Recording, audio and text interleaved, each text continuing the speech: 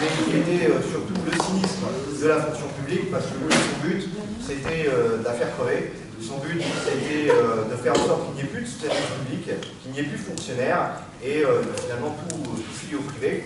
Alors, il a utilisé de pas mal de trucs assez dégueulasses, voilà, je vais dire comme je le pense, notamment le sujet des 3 jours de carence, en expliquant finalement que les fonctionnaires c'était un peu des feignasses, et que s'ils se foutaient en arrêt maladie, c'était pas mal de complaisance quand même, et puis du coup en ayant 3 jours de carence, ça permettrait d'éviter qu'ils soient en arrêt maladie, sauf que je ne pense pas déjà d'une qu'on se mette en arrêt maladie par plaisir, et de deux, ça aurait forcé un certain nombre de personnes à aller travailler malade, parce que 3 jours de carence sur une fiche de paye, je vous laisse imaginer un peu les dégâts, sachant que déjà avec une fiche de paye complète, on a du mal à payer sa fin de mois. On a eu pendant 3 mois des victoires sur un budget qui était bien mal engagé.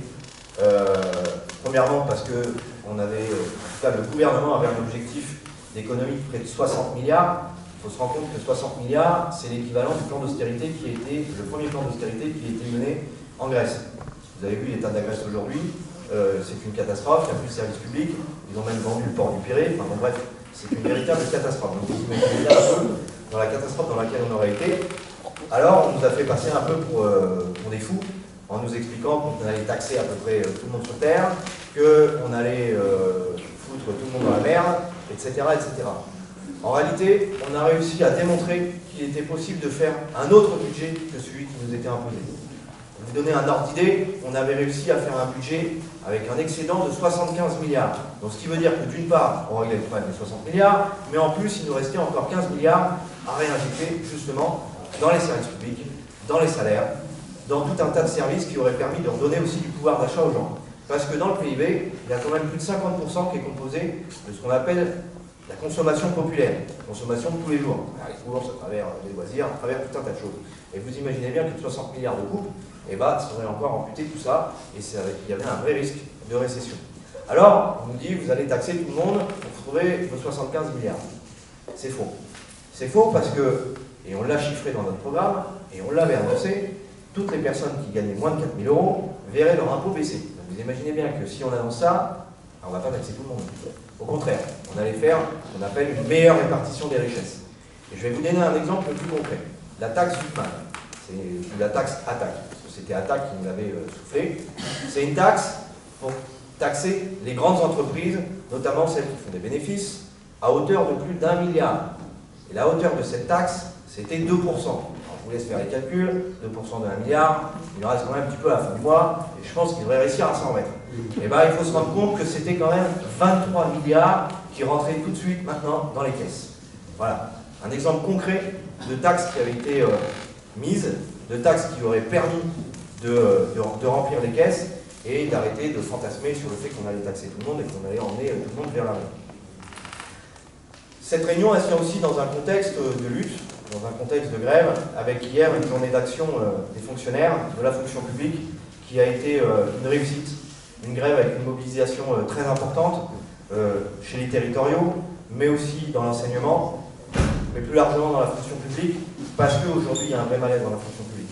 Aujourd'hui il y a une perte de sens, aujourd'hui on a énormément aussi de contractuels dans la fonction publique, on a une remise en cause du statut de fonctionnaire, mais je pense que les personnes qui interviendront ici en parleront encore mieux que moi, et c'est aussi l'objectif de cette réunion, c'est de donner la parole à ceux qui font vivre ces services publics, à ceux qui vivent au quotidien, et qui pourront vous dire ce qu'eux vivent, ce qu'eux ressentent, et aussi des perspectives, bien évidemment, qu'on peut se donner vis-à-vis de ça.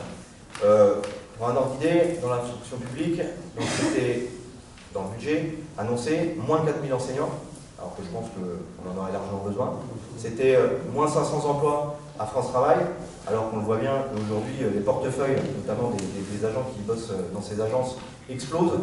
Et donc forcément, il n'est plus possible d'accueillir correctement ceux qui cherchent un emploi, parce que être chômeur, je ne pense pas que ce soit un plaisir, je ne pense pas qu'on le devient par plaisir, et je pense que c'est plutôt un poids, et qu'il faut accompagner ces gens, parce que quand on franchit la porte de France Travail, c'est déjà une épreuve, et je pense que si en plus vous vous retrouvez devant un ordinateur et qu'on vous explique que tu t'inscris là-dessus, et que tu verras bien ce qui se passe derrière, c'est quand même pas très agréable. Le premier responsable de cette situation, c'est ceux qui qui ont allumé le feu depuis 7 ans. Voilà, c'est Emmanuel Macron et sa politique. Parce que gouvernement ou pas gouvernement, il y en a quand même un qui continue de faire ses trucs, il y en a un qui continue à vouloir passer sa vie, c'est bien lui. Et donc c'est des choix aujourd'hui qui ont été faits de ne plus vouloir de fonction publique, de ne plus vouloir de fonctionnaires, et c'est accuser aussi les mauvais responsables. Parce que quand on accuse notamment les collectivités territoriales d'être des mauvais gestionnaires et de leur faire des coupes de près de 5 milliards, alors 5 milliards c'est ce qu'ils annoncent, mais nous quand on a fait les calculs on était à 10,1, vous voyez là aussi il y avait un problème dans la calculette. On se rend bien compte qu'une fois de plus c'est des mauvaises accusations, tout simplement parce qu'une mairie ne peut pas s'endetter, est obligée d'avoir un budget sain, un budget à l'équilibre, et donc quand on nous explique qu'ils creusent le déficit, ce n'est pas vrai. Et puis les mairies, il y a un certain nombre de services publics qui leur sont retombés dessus et qu'ils ont dû assumer. Par exemple, quand vous augmentez le point d'indice des fonctionnaires, en plein milieu de l'année, forcément, ce n'est pas pris dans le budget. Quand vous devez augmenter vos effectifs de police municipale parce que la police nationale, dans le même temps, réduit ses effectifs, ce n'est pas forcément budgété. Bref, il y a tout un tas de services publics qui aujourd'hui sont assumés par les mairies et qui posent un certain nombre de problèmes vis-à-vis des collectivités territoriales qui, elles, ne voient pas leur budget augmenter, voire même diminuer. On a dans la fonction publique la chance, et le fruit aussi de longues luttes, d'avoir un statut, le statut de fonctionnaire. Alors c'est pas un cadeau d'avoir un statut de fonctionnaire. Tout simplement parce que quand on a un statut de fonctionnaire, en principe, déjà on ne devient pas riche. Parce que je vous invite à regarder les grilles de salaire, il y a un paquet d'endroits où les grilles de salaire commencent avec des salaires qui sont en dessous du SMIC. Et les entreprises sont obligées de compenser pour pouvoir atteindre le SMIC. Et puis c'est aussi le meilleur moyen de pouvoir fidéliser les salariés à leur entreprise. Parce que quand vous avez un salarié qui a de l'expérience, qui sait ce qu'il fait, qui comprend ce qu'il fait, ben forcément il sera plus efficace que quelqu'un qui vient d'arriver sur un poste. Et puis enfin, c'est aussi une manière de lutter contre la corruption. Parce que vous imaginez bien qu'un haut fonctionnaire qui serait corrompu par le pouvoir, ben ça poserait quand même un certain nombre de problèmes. Alors déjà qu'on a les cabinets McKinsey et consorts qui ont bien foutu le nez et qui remplacent finalement petit à petit les hauts fonctionnaires, ça foutrait une sacrée patchade. Donc voilà un petit peu le contexte dans lequel on est. Les services publics, c'est un peu le cœur du système, c'est un peu le cœur de notre société, c'est ce qu'on rencontre au quotidien, c'est des gens qui sont au service des usagers. Le service public n'a pas vocation à faire de l'argent, alors bien évidemment il n'a pas vocation à en perdre aussi, mais il n'a pas non plus vocation à faire des bénéfices. Avant tout, il doit être au service des usagers, et il doit être surtout accessible à tous. C'est un maillon essentiel finalement dans le lien qu'il peut y avoir entre l'État et le citoyen. Un rappel aussi de ce qu'on entend souvent dans les différents médias, l'emploi à vie dans la fonction publique, ça n'existe pas. Ça n'existe pas, il faut arrêter avec ce mythe du fonctionnaire qui ne risque rien et surtout pas de se faire lourder. Ce n'est pas vrai. En effet, il y a une caractéristique, c'est qu'on n'est pas soumis à des licenciements économiques. Mais par contre, je peux vous assurer que si vous faites de la merde dans votre boulot, que vous merdez, que vous faites une faute professionnelle, vous allez passer devant un conseil de discipline et que vous risquez très fortement de vous faire lourder. Et je pense que mes camarades qui sont autour de la table pourront en faire témoignage. De plus en plus, on a des gens qui sont licenciés dans la fonction publique. Donc c'est pareil, il faut arrêter avec ce fantasme de l'emploi. Et puis, forcément, les services publics, c'est des biens essentiels. C'est le gaz, c'est l'électricité, c'est l'éducation, on en a et on viendra. C'est l'éducation nationale, c'est quelque chose de très important pour nous, mais surtout pour nos enfants. C'est là où on apprend à vivre en société, c'est là où on apprend à vivre avec les autres, c'est là où on apprend finalement un peu tout. Et vous imaginez bien que si on n'apprend pas ce qu'il faut et si on n'a pas les bonnes bases, eh bien on a une société qui souffre, une société qui se transperme sur elle-même, et finalement une société qui n'est plus société et qui se délite petit à petit. Je ne vais pas faire plus long, je vais donner la parole aux différents intervenants. Donc on aura Johanna qui nous fera un point sur l'éducation nationale, les différentes réformes, les conséquences aussi au quotidien, aussi bien pour les enfants que pour les enseignants. On aura François qui nous parlera de la fonction publique territoriale, syndicaliste CGT. On aura Philippe Jurabert, conseiller régional, ancien RATPiste, ancien agent de la RATP, qui nous parlera de la question des transports, qui sont là aussi en très grande souffrance et avec des annonces absolument terribles, notamment sur la disparition de fret SNCF. La disparition de fret SNCF, si jamais les marchés ne sont pas repris par le privé, parce qu'ils ne seront pas assez rentables, c'est près de 900 000 camions par an qui sont sur nos routes, rebalancés sur nos routes. Donc vous imaginez bien, déjà, vu le nombre qu'on a aujourd'hui, ça sera une véritable problématique. Et enfin, on aura Stéphanie qui nous parlera du SDIS. Alors le SDIS, je ne sais pas si ça vous parle, c'est son merdo, les pompiers, voilà. Là aussi, qui nous en parlera des difficultés que rencontre le SDIS, notamment sur la question du financement et des différentes coupes qu'il peut y avoir dans les collectivités territoriales, mais aussi de la souffrance des agents dans ces différents services. Mais en tout cas, ce qui est sûr, c'est que ces intervenants, ils ont tous un point commun, c'est qu'ils ont chevillé au corps la fonction publique, chevillé au corps le statut de fonctionnaire, et qu'ils auront à cœur de vous parler de leur métier, de leur passion, parce que quand on est fonctionnaire, on le fait surtout par passion. Merci.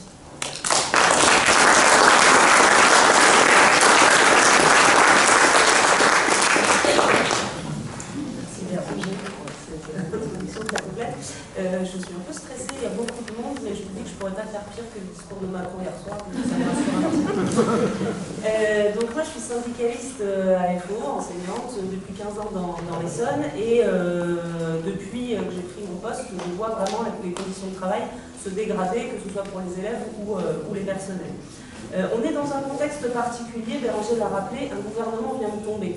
Et pas n'importe quel gouvernement, un gouvernement illégitime, un gouvernement qui a multiplié les mauvais coups contre l'école, contre les hôpitaux, contre tous les services publics, un gouvernement qui comptait bien aggraver et poursuivre toutes les contre-réformes qui avaient été mises en place par leurs prédécesseurs, mais ça a été le coup de force antidémocratique de trop. Et je pense aussi que notre action, enfin, j'espère, j'aime à penser en tout cas que notre action sur le terrain a permis d'arriver à ce résultat-là. Ce gouvernement, je vous le disais, comptait bien continuer les contre-réformes. On l'a vu d'ailleurs, puisqu'il ne tombe pas sur n'importe quoi, il tombe sur la question du budget. Le budget, on le voit bien, les coupes sombres qui étaient prévues dans l'éducation ou dans tous les services publics étaient absolument effarantes. Nous, dans l'éducation, l'année dernière, il annonçait plus de 700 millions. Ça, c'est juste pour le premier degré et le second degré, 900 millions dans le supérieur. Bref, des millions et des millions pris sur le dos des usagers, puisque les suppressions de postes créent tout simplement une inégalité de traitement sur tout le territoire. Et on le voit bien d'ailleurs, dans l'Essonne, c'est quand même particulier.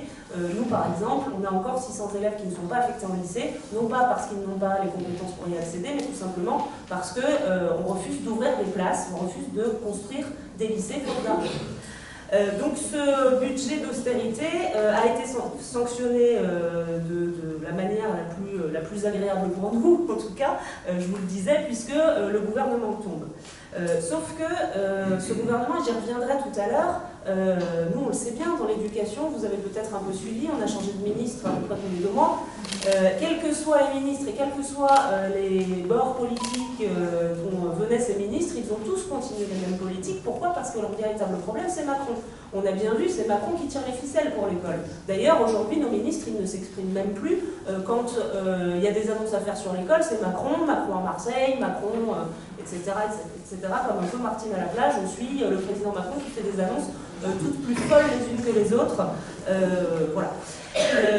Je reviens sur la question du budget, je reviendrai à Macron après. Mais, la question du budget, on l'a vu, c'est 413 milliards pour la guerre d'ici 2030. C'était 60 milliards dès cette année. Et on voit bien d'ailleurs, Le Monde titrait le 17 novembre l'économie de guerre en France. Donc on voit bien qu'ils s'en cachent absolument pas. Et on le voit aussi dans nos écoles avec la mise en place par exemple du SNU ou des classes défense, etc.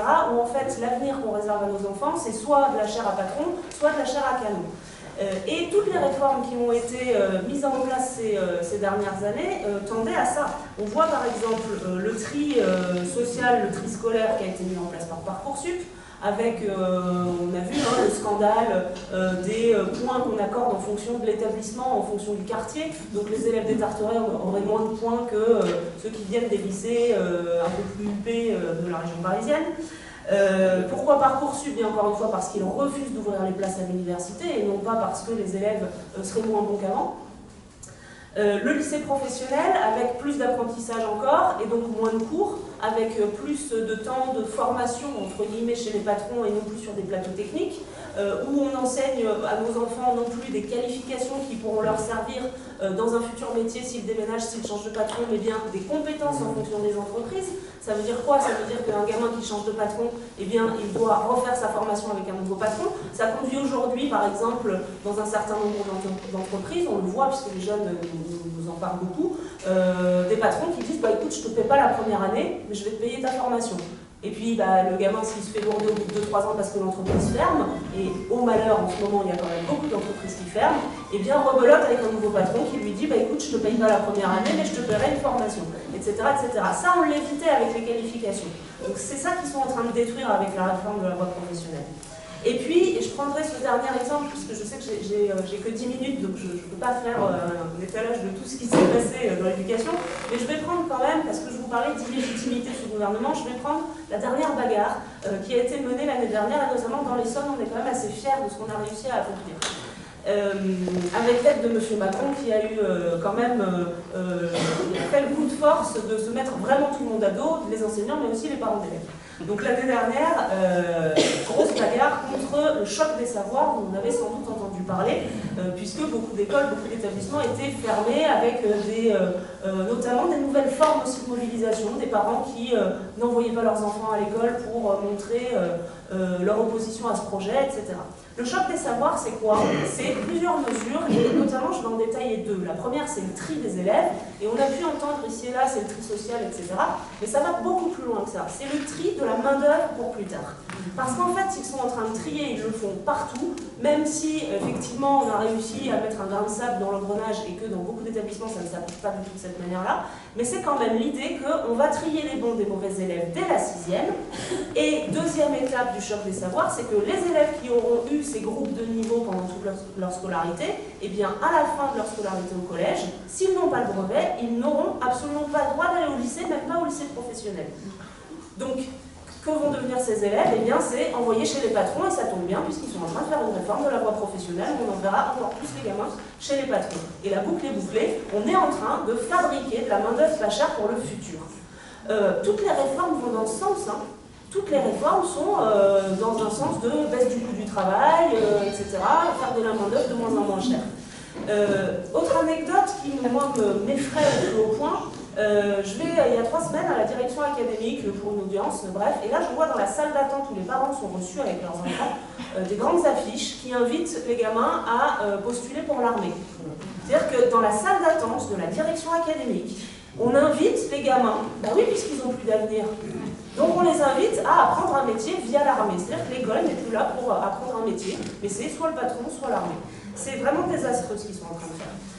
Et d'ailleurs, ils ne s'en cachent plus du tout, puisque peut-être que vous avez vu, suite à l'élection de Trump aux États-Unis, la création d'un nouveau ministère dirigé par Elon Musk, et notre ministre Kasbarian, alors certes qui vient de tomber, mais qui a quand même un peu les mêmes idées que Macron, je vais le citer parce qu'on va quand même rendre à César ce qui appartient à César. Guillaume Kasbarian tweet en direction de Elon Musk: « J'ai hâte de partager les bonnes pratiques pour réduire l'excès de bureaucratie, la paperasse et repenser les organisations publiques au bénéfice de l'efficacité des fonctionnaires. » Donc oui, on est fonctionnaires, on est des bureaucrates, on est inefficaces, et donc il faut nous balayer et fermer des milliers de postes, ce qui du coup justifie les réformes qu'ils sont en train de mettre en place.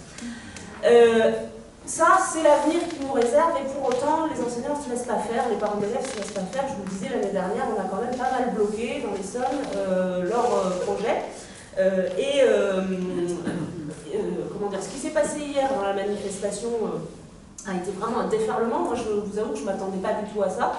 Le fait que le gouvernement tombe, ça a quand même bien aidé, c'est-à-dire que les collègues se sont dit, bon bah là, c'est bon, on a une ouverture, on y va et on y va à fond. Mais on voit bien quand même qu'il y a une détermination à ne pas les laisser faire. La chute du gouvernement, pour la plupart des collègues, ça ne marque pas une pause, ça ne marque pas un temps d'arrêt. La plupart des collègues, eux, ils ont en tête que bon, bah, maintenant, il faut transformer les 7, et maintenant qu'on a fait tomber le gouvernement, il faut faire tomber Macron. Bon, je suis assez surprise, je vous dirais, depuis ce matin, les appels intersyndicaux de nos confédérations, de nos fédérations qui tombent et que je trouve qu'ils ne sont pas à la hauteur des espérances des collègues.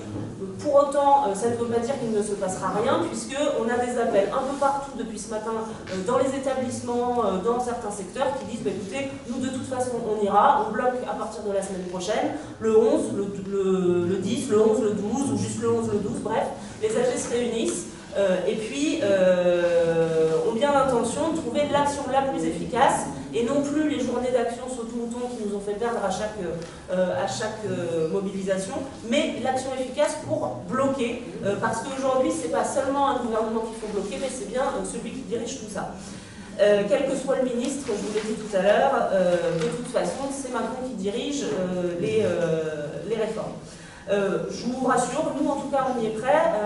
Il y a un paquet de collègues là qui vont se réunir dans les prochaines heures, ce week-end même en vidéoconférence, lundi en Assemblée Générale pour décider dès la semaine prochaine ce qu'ils feront. Dernière chose, et je finirai là-dessus, mais je pense que j'ai un peu dépassé mon temps, mais je me dépêche. Deux choses moi qui m'ont semblé très importantes dans la situation, c'est que les Assemblées Générales, il leur faut une visibilité. Vous avez peut-être suivi ce qui s'est passé au lycée Brassens la semaine dernière, les collègues qui ont bloqué en grève une semaine, ils ont obtenu quand même la moitié des postes qu'ils demandaient, ce qui n'est pas rien dans la période. Et pourquoi? Tout simplement parce qu'ils se sont rendus visibles et que les députés LFI, NFP ont rendu cela possible, justement de par leur position, de rendre visible cette mobilisation et ce mouvement. Et c'est cette visibilité qui leur a permis de gagner. Donc déjà on les remercie, et puis je pense qu'on va faire un bout de chemin ensemble, puisque aujourd'hui c'est quand même, à mon avis, la marche à suivre pour gagner sur tout le reste. Je vous remercie.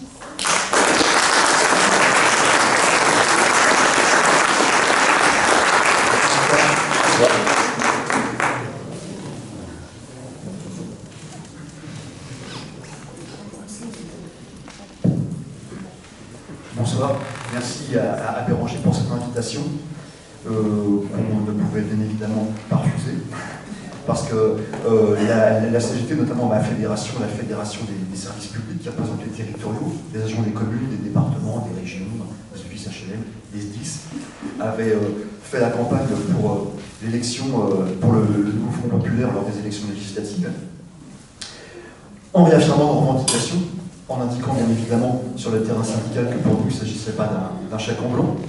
D'ailleurs on voit dans tout ce qui se profile aujourd'hui les nouvelles manœuvres pour la préparation, la création d'un nouveau gouvernement qu'on a bien fait de mettre des garde-fous dès le début.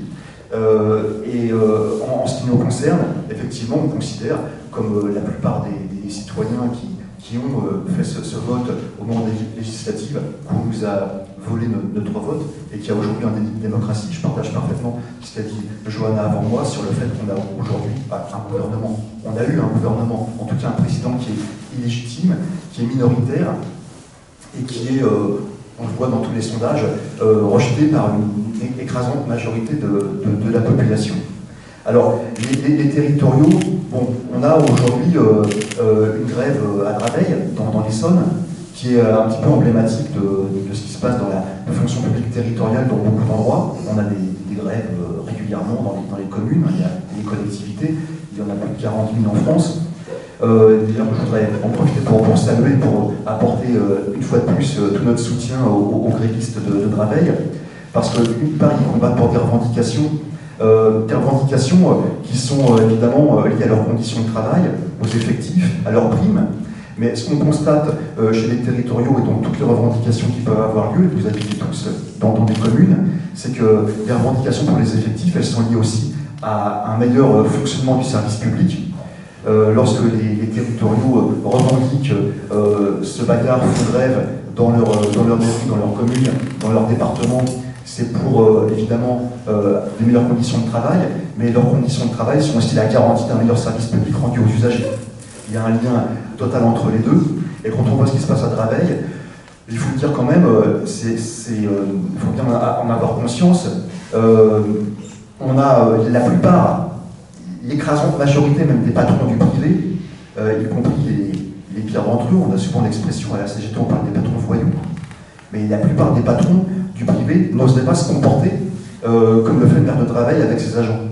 C'est le mépris des instances dites de dialogue social, le mépris des revendications, Alors, la grève, le rapport de force et le fait, c'était très important, c'est très important à Draveil, qui est également le soutien des parents. On contraint le maire à ouvrir des négociations, mais il faut engager une bagarre, une grève, pour obtenir ce genre de résultat. En tout cas, ils n'ont pas terminé leur grève, et on a bon espoir, en tout cas, que ça se poursuive dans de bonnes conditions. Alors, Johanna a parlé de Kasbarian. Bon, il est parti, c'est certain, mais Kasbarian, avec sa particularité de provocateur, était là pour mettre en œuvre une politique, dans la continuité des politiques précédentes, contre la fonction publique, contre le statut, contre les services publics. Alors, Kasbarian a été nommé, moi je l'ai qualifié un petit peu comme un mercenaire, avec très brutal, cynique.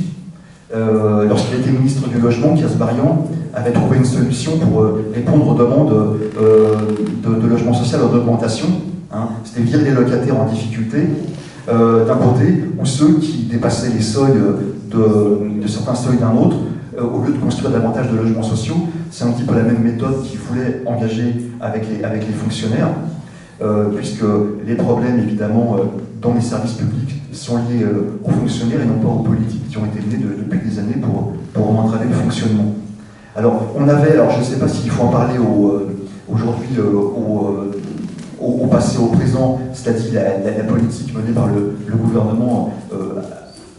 Macron va certainement se poursuivre sous d'autres formes, on va voir ce qui va se passer, on n'a pas trop d'illusions là-dessus, mais ce qui a mis le gouvernement en échec, c'était le projet de loi de finances qui préconisait pour 2025 des économies budgétaires d'un montant de 60 milliards d'euros, dont 5 milliards seront prélevés, on va voir, sur les 450 plus grosses collectivités. Ça veut dire sur un département comme le vôtre, 1 millier de postes supprimés au niveau du conseil départemental, la privatisation du service de nettoiement dans les collèges du département. Ça fait faire des économies sur les deniers publics, sans doute, mais c'est encore une fois les privatisations, les délégations de services publics qui s'accélèrent, qui ont été rendues donc de plus en plus faciles à mettre en œuvre par les lois qui viennent d'être mises en place depuis quelques années. Les délégations de services publics, c'est des concessions, c'est de l'argent public qui est versé à des opérateurs privés, dont une partie, bien évidemment, puisque ce sont des opérateurs privés, sert aussi à engraisser des actionnaires et à réaliser des profits. Le fondement des services publics, c'est qu'ils ne sont pas là pour réaliser des profits, il faut que ce soit rentable d'un point de vue social, mais pas économique au sens capitaliste du terme. Et là, aujourd'hui, donc, on voit aussi une situation particulière, c'est que beaucoup d'élus des grandes collectivités de maires protestent avec souvent de très bons arguments, en disant la baisse des dotations, ça va nous contraindre à fermer tant de services, 1 million en moins pour une collectivité, une grosse collectivité, c'est 25 équivalents temps plein. Donc ils disent, ben voilà, donc on va être obligé de fermer des services, de supprimer, ce sont les contractuels qui sont virés les premiers, de supprimer des postes. Et on voit quand même qu'il y a une forme, avec certains élus, de cohabitation. Là, on leur donne un prétexte. Voilà, le gouvernement dit qu'il faut faire 4 milliards d'économies. Tous ceux qui voulaient mettre en œuvre des délégations de services publics, privatiser des services, disent c'est une aubaine, c'est pas à cause de nous, on est obligé de le faire parce que le gouvernement nous pousse à le faire. On a une forme de cohabitation de ce point de vue-là avec certains élus. C'est le cas du président de votre conseil départemental, ça c'est une certitude, parce qu'il dit, comme certains, on est obligé parce qu'il y a la loi le projet de loi de finances qui nous impose des économies budgétaires, mais ils avaient prévu de le faire de toute façon. Voilà, donc ils se renvoient la balle les uns les autres. Donc on est toujours confronté à cette situation-là. Alors, la situation par rapport à la fonction publique territoriale, c'est qu'on a une offensive contre toute la fonction publique, précisément en ce qui me concerne, je suis là pour parler de la territoriale, qui s'inscrit d'ailleurs dans toutes les politiques qui sont nées depuis des années par les gouvernements, par Macron, avant même qu'il soit président de la République, avec les ordonnances travail, la loi travail, offensif contre le code du travail, offensive contre les conventions collectives, contre le statut. Cette offensive, elle est à mettre en relation avec ce qu'a dit Johanna juste avant, notamment en relation avec la réforme destructrice de l'école qui est appelée choc des savoirs, qui est massivement rejetée par les parents et par les enseignants. Ce qu'ils veulent, en fait, c'est avoir moins de diplômes, moins de qualifications reconnues dans les conventions collectives et les statuts, pour baisser le coût du travail. Comme ils le disent, pour reprendre cette formule, il s'agit en fait de briser l'ensemble de nos garanties collectives, car elles sont contradictoires avec toutes les politiques de différenciation territoriale, elles sont contradictoires avec les politiques de privatisation, avec la concurrence libre et non faussée telle que veut la mettre en œuvre l'Union européenne. Le statut est considéré comme nombre d'employeurs territoriaux comme un verrou à leur mesure d'individualisation, comme un verrou à la mise en concurrence des salariés, comme un verrou aux privatisations. Pour accélérer la privatisation des collectivités, des services, des délégations de services publics, il leur faut briser ce verrou, ce carcan pour eux, qui est le statut des fonctionnaires et des agents qui sont chargés au quotidien de mettre en œuvre le service public. Et d'où les lois qui se succèdent depuis des années, qui sont en cohérence également avec les lois contre le statut, qui sont en cohérence également avec toutes les mesures prises de privatisation. On avait une loi qui devait être mise en œuvre. Bon, pour l'instant, Kasbarian, c'était la loi Guérini. Kasbarian a dit qu'il allait la reprendre. On va voir ce que fera le prochain ministre de la fonction publique, mais on n'a pas trop d'illusions. Il s'agissait effectivement de faire voler en éclats les garanties statutaires et les principes fondateurs de la fonction publique, principes d'indépendance, d'égalité, de responsabilité pour les fonctionnaires, qui sont aussi pour vous, usagers, une garantie pour avoir des prestations de qualité, qui sont les mêmes sur tout le territoire de la République. Tout ça pour accélérer les privatisations et la mise en concurrence. Voilà donc à quoi on est confronté aujourd'hui. Et je dois dire que, comme j'ai 10 minutes, je dois me concentrer bien évidemment, on nous a parlé aussi des collectivités qui sont confrontées au manque des moyens, au manque de moyens. Et en fait, le manque de moyens, il faut bien faire attention, c'est que des moyens, il y en a, ils sont considérables. Alors, on a parlé de la loi de programmation militaire, mais il n'y a pas que celle-là. Il y a 160 milliards d'euros de cadeaux fiscaux qui ont été donnés aux patrons pour l'année 2023. Les moyens sont considérables. C'est pas un problème de moyens, c'est que l'argent public est utilisé pour privatiser, pour accompagner l'enrichissement des entreprises privées et les détourner de sa fonction fondamentale. C'est à ce à quoi on est confronté aujourd'hui. Alors je dirais, pour conclure là, cette introduction, c'est qu'il y a de la résistance. Il y a comme à Draveil, encore une fois c'est important, ce lien entre les usagers et les agents territoriaux. On l'a vu en Seine-Saint-Denis notamment, et puis dans toute une série de grèves, le lien entre les enseignants en grève et les usagers est également essentiel pour porter des revendications et pour aller le plus loin possible pour obtenir satisfaction.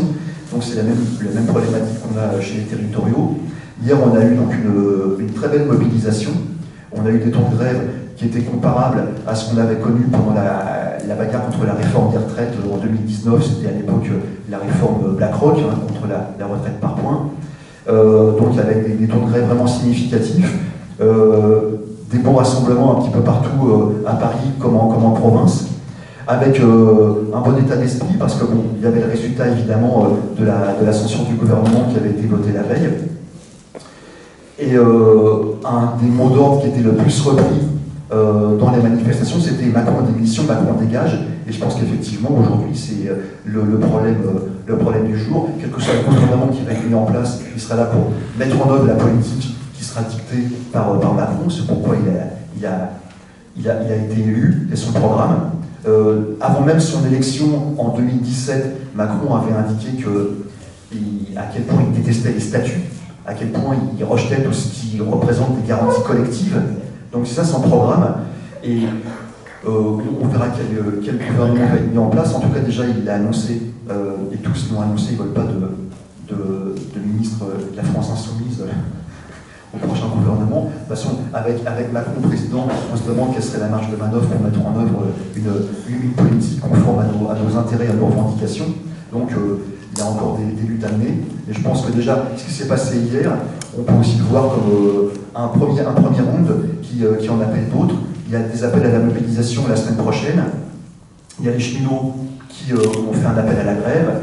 Il y a des mouvements encore dans l'enseignement. Il y a des préavis qui sont posés également dans toute une série de secteurs. On va continuer jusqu'au bout. C'est une nécessité.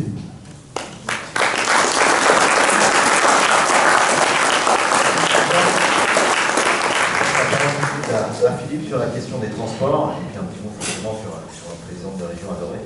Allez. Merci. Qu'est-ce que tu parles? Alors bon, je suis conseiller régional, je suis aussi administrateur Île-de-France Mobilité. D'ailleurs, j'ai un conseil qui va se faire bientôt, qui va être très riche et très intéressant. Et je vais vous en toucher un petit mot. Oui, je vais parler de Valérie Pécresse. J'aurais pu parler aussi de tous ces hommes, notamment. Je dis notamment parce que depuis peu, il y a une femme qui nous a rejoint aussi, je me souviens plus de son nom, maire de Saint-Geneviève, vous allez peut-être m'aider, et qui vient d'intégrer le conseil d'administration. Mais tous ces hommes, je parle de M. Bonnet, de l'Astéry, et notre ministre, ex-ministre maintenant, Durovel, ministre des Transports. Évidemment, ils sont tous de l'Essonne.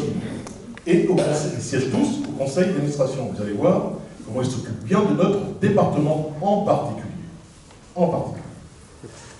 Valérie Pécresse, évidemment, comme on est dans une période budgétaire, elle a été touchée, comme toutes les collectivités, par les derniers mots prononcés par M. Barnier, à savoir une cure d'austérité pour les collectivités, 5 milliards, donc un quota par département, un quota pour la région. Donc il lui a dit, eh bien pour toi ce sera, Valérie, une cure d'austérité d'un peu plus de 320 millions d'euros. Et elle lui a répondu qu'un petit joueur. Parce que moi, ça sera 760 millions d'euros. Et en effet, on a cru vraiment à une blague. Et en effet, quand j'ai pu voir mes budgets, j'ai vu que je dis bien, toutes les lignes budgétaires étaient en déficit. Toutes, sans exception. On peut se poser des questions. On se dire, mais qu'est-ce qui peut la pousser à un geste aussi considéré? Bon. Donc on réfléchit un petit peu, et on se rend compte d'une chose. Quand elle est arrivée donc, aux manettes de la région en 2016, et ça jusqu'en 2019, peut-être même 2020, elle pouvait encore emprunter avec des crédits à taux négatif. Donc elle empruntait, en effet, mais pour du très cher, à savoir accompagner le Grand Paris, toutes les lignes que vous voyez, mais également accélérer l'ouverture à la concurrence alors qu'elle n'était pas obligée de le faire, 5 milliards d'euros, et donc tous les projets de prolongement de lignes, tramway, ainsi de suite. Aujourd'hui, les taux sont redevenus positifs, plus 4%. Ça lui fait des intérêts qui se montent à pas moins de 40 millions d'euros. Elle ne veut pas revenir sur la politique qu'elle a mise en place.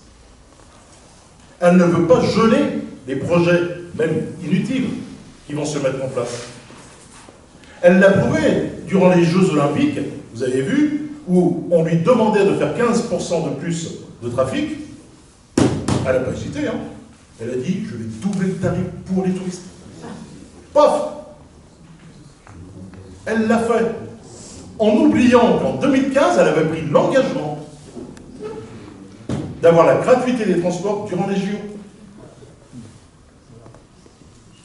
Donc, elle se dit, je vais continuer à augmenter le pass Navigo, donc soyez assurés que d'ici peu, il sera réellement à 100 €.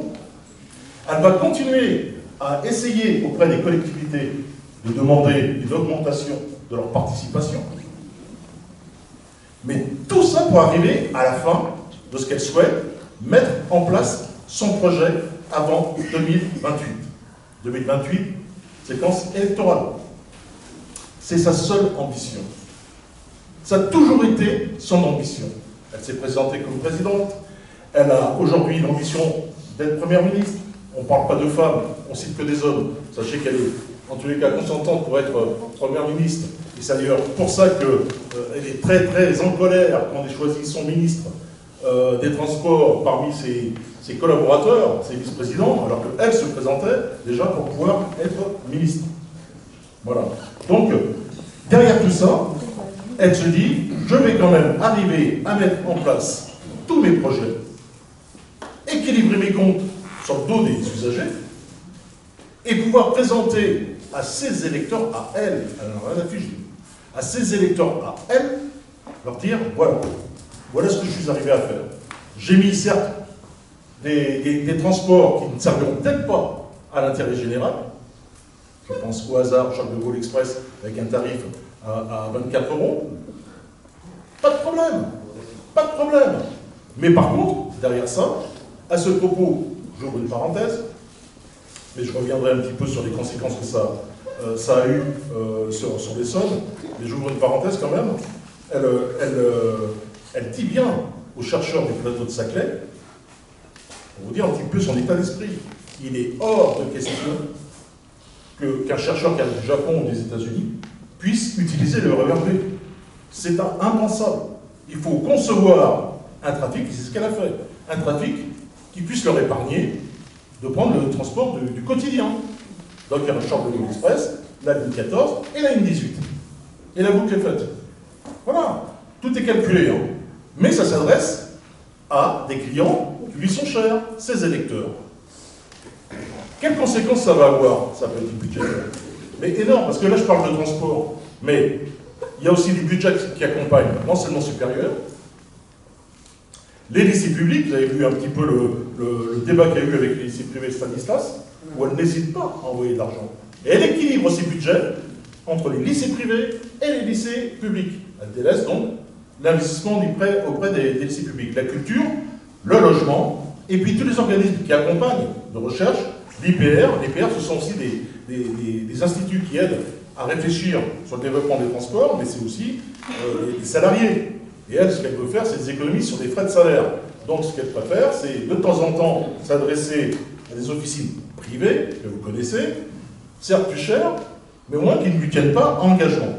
Air Paris, on n'a rien à fiche de savoir si c'est pollué ou pas. Là aussi, elle va faire des coupes très importantes.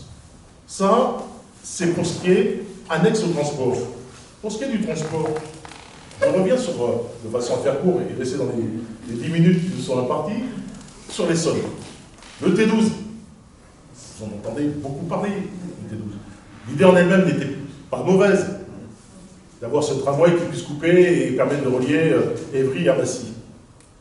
Ce qui n'était pas prévu, ou ce qui était caché, c'est de voir que ça pouvait couper le RERC, couper son utilisation, ce qui fait que ça crée un désordre pas possible. On a vu les comités d'usagers bien se mobiliser concernant cette ligne, en effet. Mais à près de 1 milliard d'investissements par rapport à ce pays, moi qui ai pu auditionner au mois de mai de cette année, encore une fois, la directrice de Keolis pour le T12, elle s'était engagée à ce qu'au mois de juillet ça puisse fonctionner. On est au mois de décembre, il ne fonctionne toujours pas, du moins correctement. Pas plus tard qu'hier, un ascenseur à Épinay-sur-Orge, donc juste à côté du T12, qui permet de rejoindre le RERC. Eh bien, vous avez une rampe d'escalier qui est abominable pour pouvoir rejoindre, si vous la montez, mais même pour la descente, c'est pas pratique.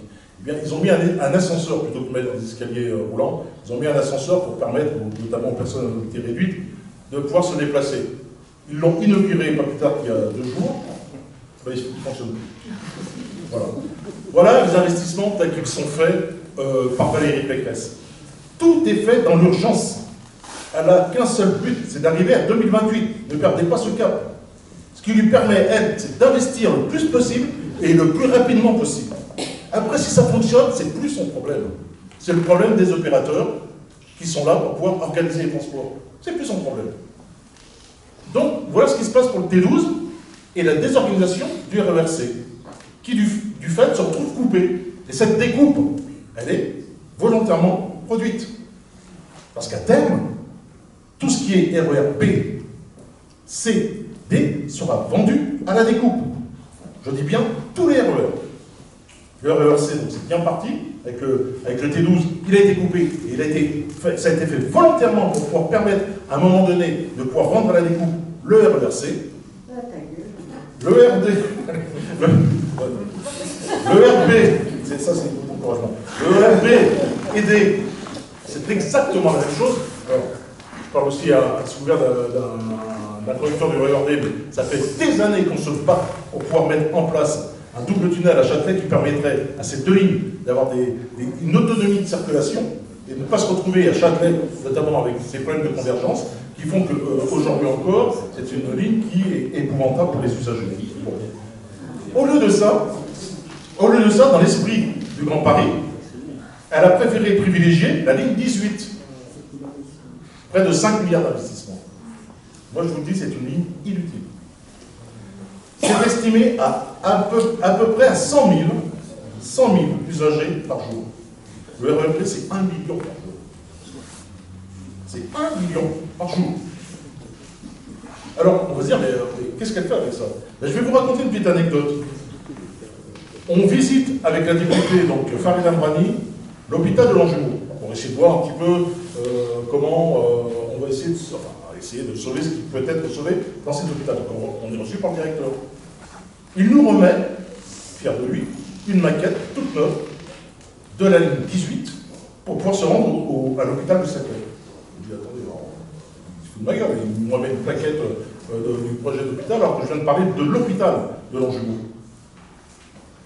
Mais évidemment, pour pouvoir construire cet hôpital privé, il fallait bien construire une ligne qui puisse servir cet hôpital.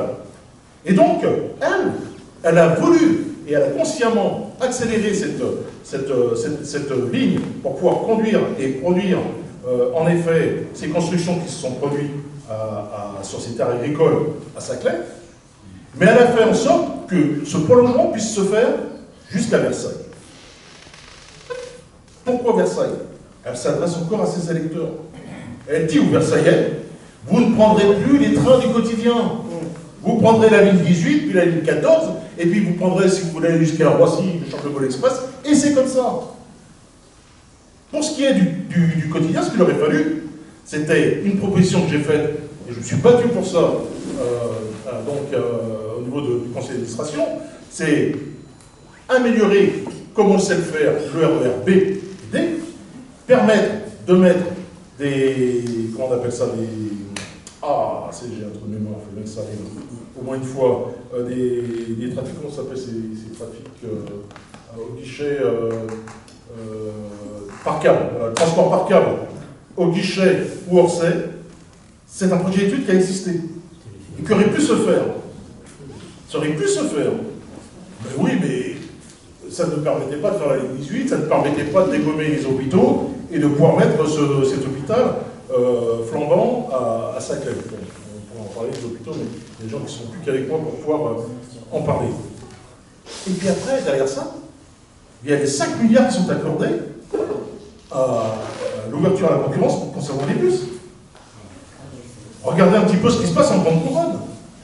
C'est une catastrophe. Il ne se passe pas un département où il n'y ait pas des grèves actuellement. Pourquoi? Parce qu'on a mis toutes ces compagnies en concurrence. Mais c'est épouvantable qui passe mon temps à aller les voir. Je vois un petit peu comment on dégrade régulièrement la condition de travail. Mais elle est toujours dans sa logique. Elle veut accélérer ce procédé. Et donc elle s'attaque à la petite couronne avec la RATP. Elle veut casser le monopole de la RATP.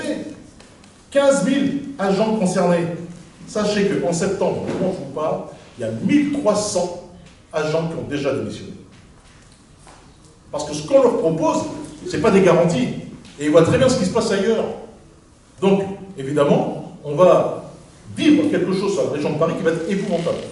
Épouvantable, parce que c'est séculaire, il y a un savoir-faire avec un monopole, et vous ne trimballez pas 15 000 agents qui ont l'habitude de travailler sur un périmètre qui est bien défini, vous ne les balancez pas comme ça à droite à gauche, et avec des choses qui ne puissent pas leur assurer des conditions de travail.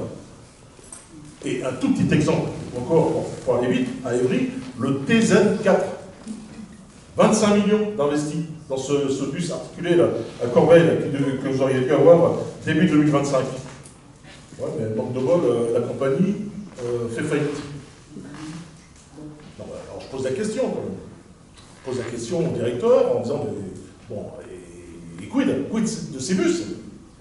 Ah, bah écoutez, ils sont construits, ils sont bloqués le temps de pouvoir juridiquement les débloquer. On essaiera de trouver des bus qui puissent quand même desservir l'itinéraire qui était prévu par ce TZ4, puisqu'apparemment c'est une forte demande.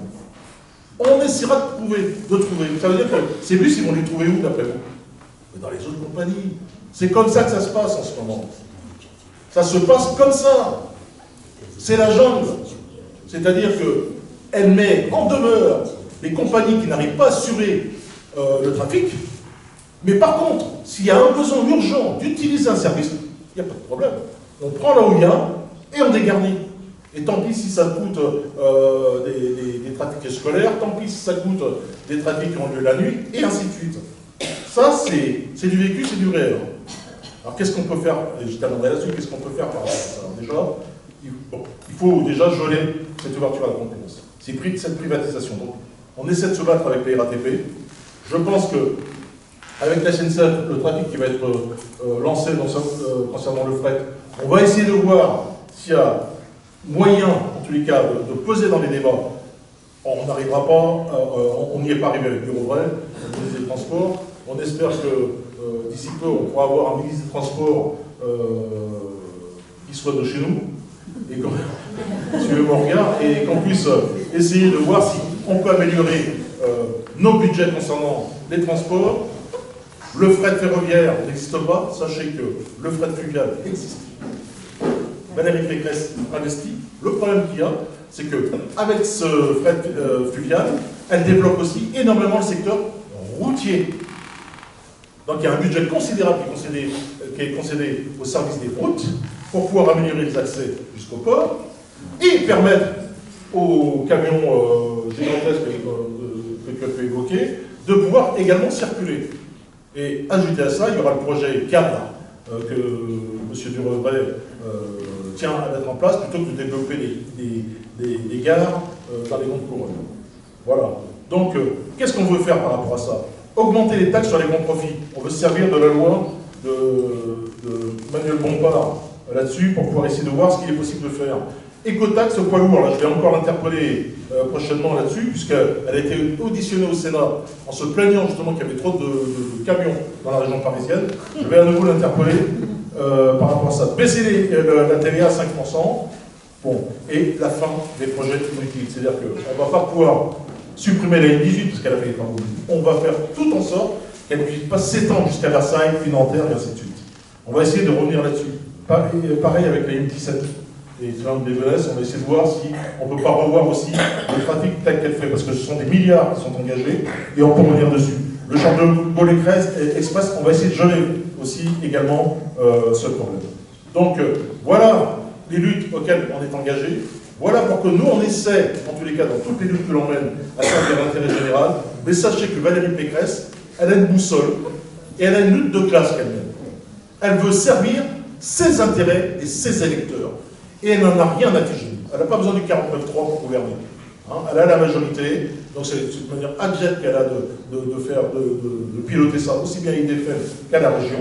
Hein, donc, pour ce qui est de la France Insoumise, mais pour ce qui est de toute la gauche, on essaie de s'organiser. Sachez qu'il y a eu une initiative qui a été très bonne, prise par le Parti communiste, de pouvoir lancer une initiative Stop Galère, qui réunit toutes les gauches de la région. On essaie ainsi de former une base de travail, de telle manière qu'en 2028, on puisse se montrer en position de force avec des projets que l'on a en tête et surtout un savoir-faire. Je vous remercie.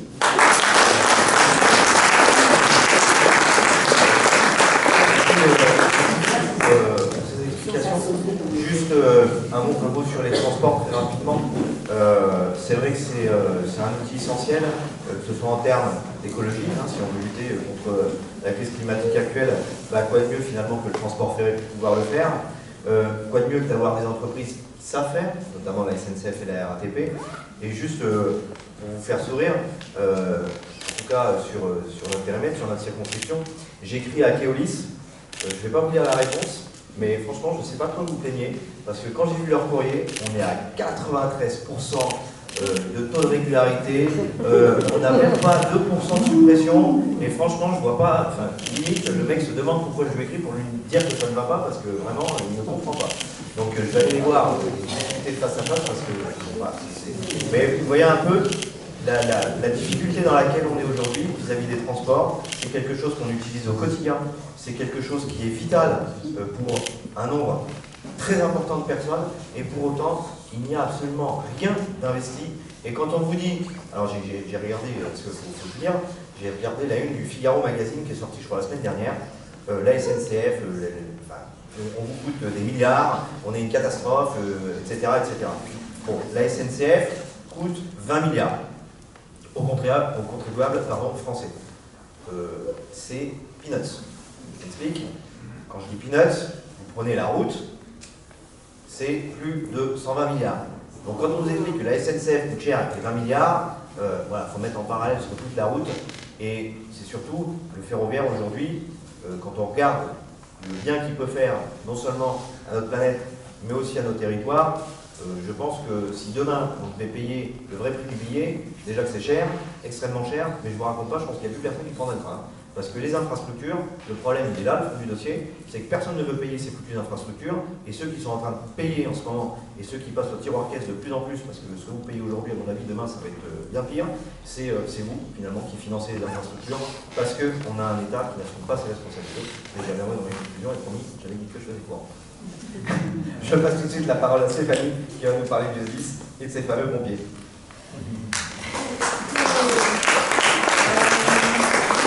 Je ne suis pas obligatoirement hyper à l'aise après ça du monde, mais voilà, je vais y arriver.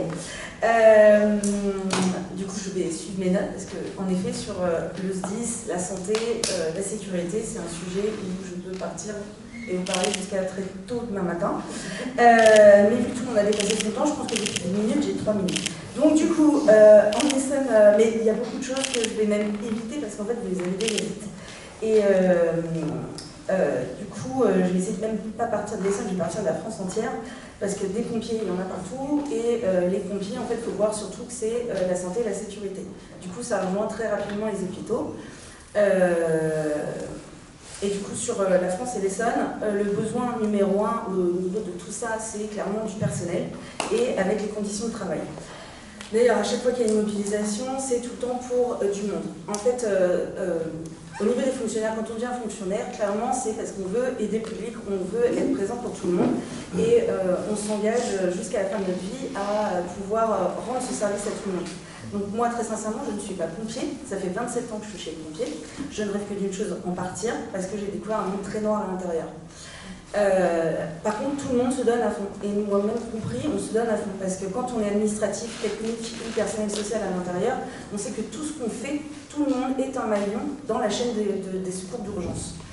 Mais au final, on découvre aussi que toute la fonction publique est reliée, et que, en fait, aucun pompier n'arrivera devant chez vous, et ne pourra emmener une personne qui a un problème si on n'a pas un hôpital qui est derrière, s'il n'y a pas un camion qui peut démarrer, si on n'a pas en effet quelqu'un qui a peut-être payé aussi fait la paye du pompier qui va partir. Enfin voilà, c'est tout s'enchaîne là-dedans. Donc au final on est tous utiles. Par contre à l'intérieur, dès qu'on est personnel administratif, technique ou social, nous on nous fait bien une leçon en nous rappelant que déjà vous avez la chance que les pompiers vous donnent un travail. Donc nous on vit avec ce poids pendant tout le temps, et ça c'est super dur. Maintenant les pompiers, on leur rappelle aussi qu'ils ont la vie des gens dans leurs mains, tout comme des infirmières, tout comme des médecins. Et la réalité quand on vient, et du coup l'Essonne est vachement... est un très beau département pour illustrer certaines choses, mais illustrer du noir. Il y a des années, quand j'ai commencé, c'était le département pilote, pour tout. Que ce soit pour les hôpitaux, pour le service d'urgence, on était au top. Franchement, moi je suis arrivée dans un département avec, je ne sais plus combien c'était nos budgets, mais on était énorme, on était large, on pouvait s'offrir... on pouvait franchement s'offrir tout ce qu'on voulait. À la fin de l'année, on ne savait même plus, on devait dépenser. Enfin, moi je travaillais dans le technique et dans le financier. On devait dépenser par extravagance en fait. Voilà, ça c'était à l'époque. Et d'ailleurs, chez les pompiers, on savait que c'était pas tout le temps... ça voulait pas dire que l'année d'après on allait avoir, donc je peux vous jurer qu'on dépensait avec extravagance, voilà, avec des trucs invraisemblables. C'est pas grave, on a une table, achète-en 10, parce que l'année prochaine, on va peut-être pas nous garder le budget si on ne dépense pas. Donc on y allait à fond. À l'heure actuelle, si on a une table qui nous reste de 10 ans, on est déjà super content et il faut rafistoler les 4 pieds. Donc c'est vraiment la catastrophe. Les camions, ils roulent sans roue. En fait, il y a des accidents tous les jours. Et là, je vais en venir à quelque chose qui est beaucoup plus... donc le côté noir. Moi, en 27 ans, je ne compte plus le nombre de personnes que j'ai enterrées malheureusement dans mes collègues. Et dans des collègues aussi bien à l'hôpital que chez les pompiers.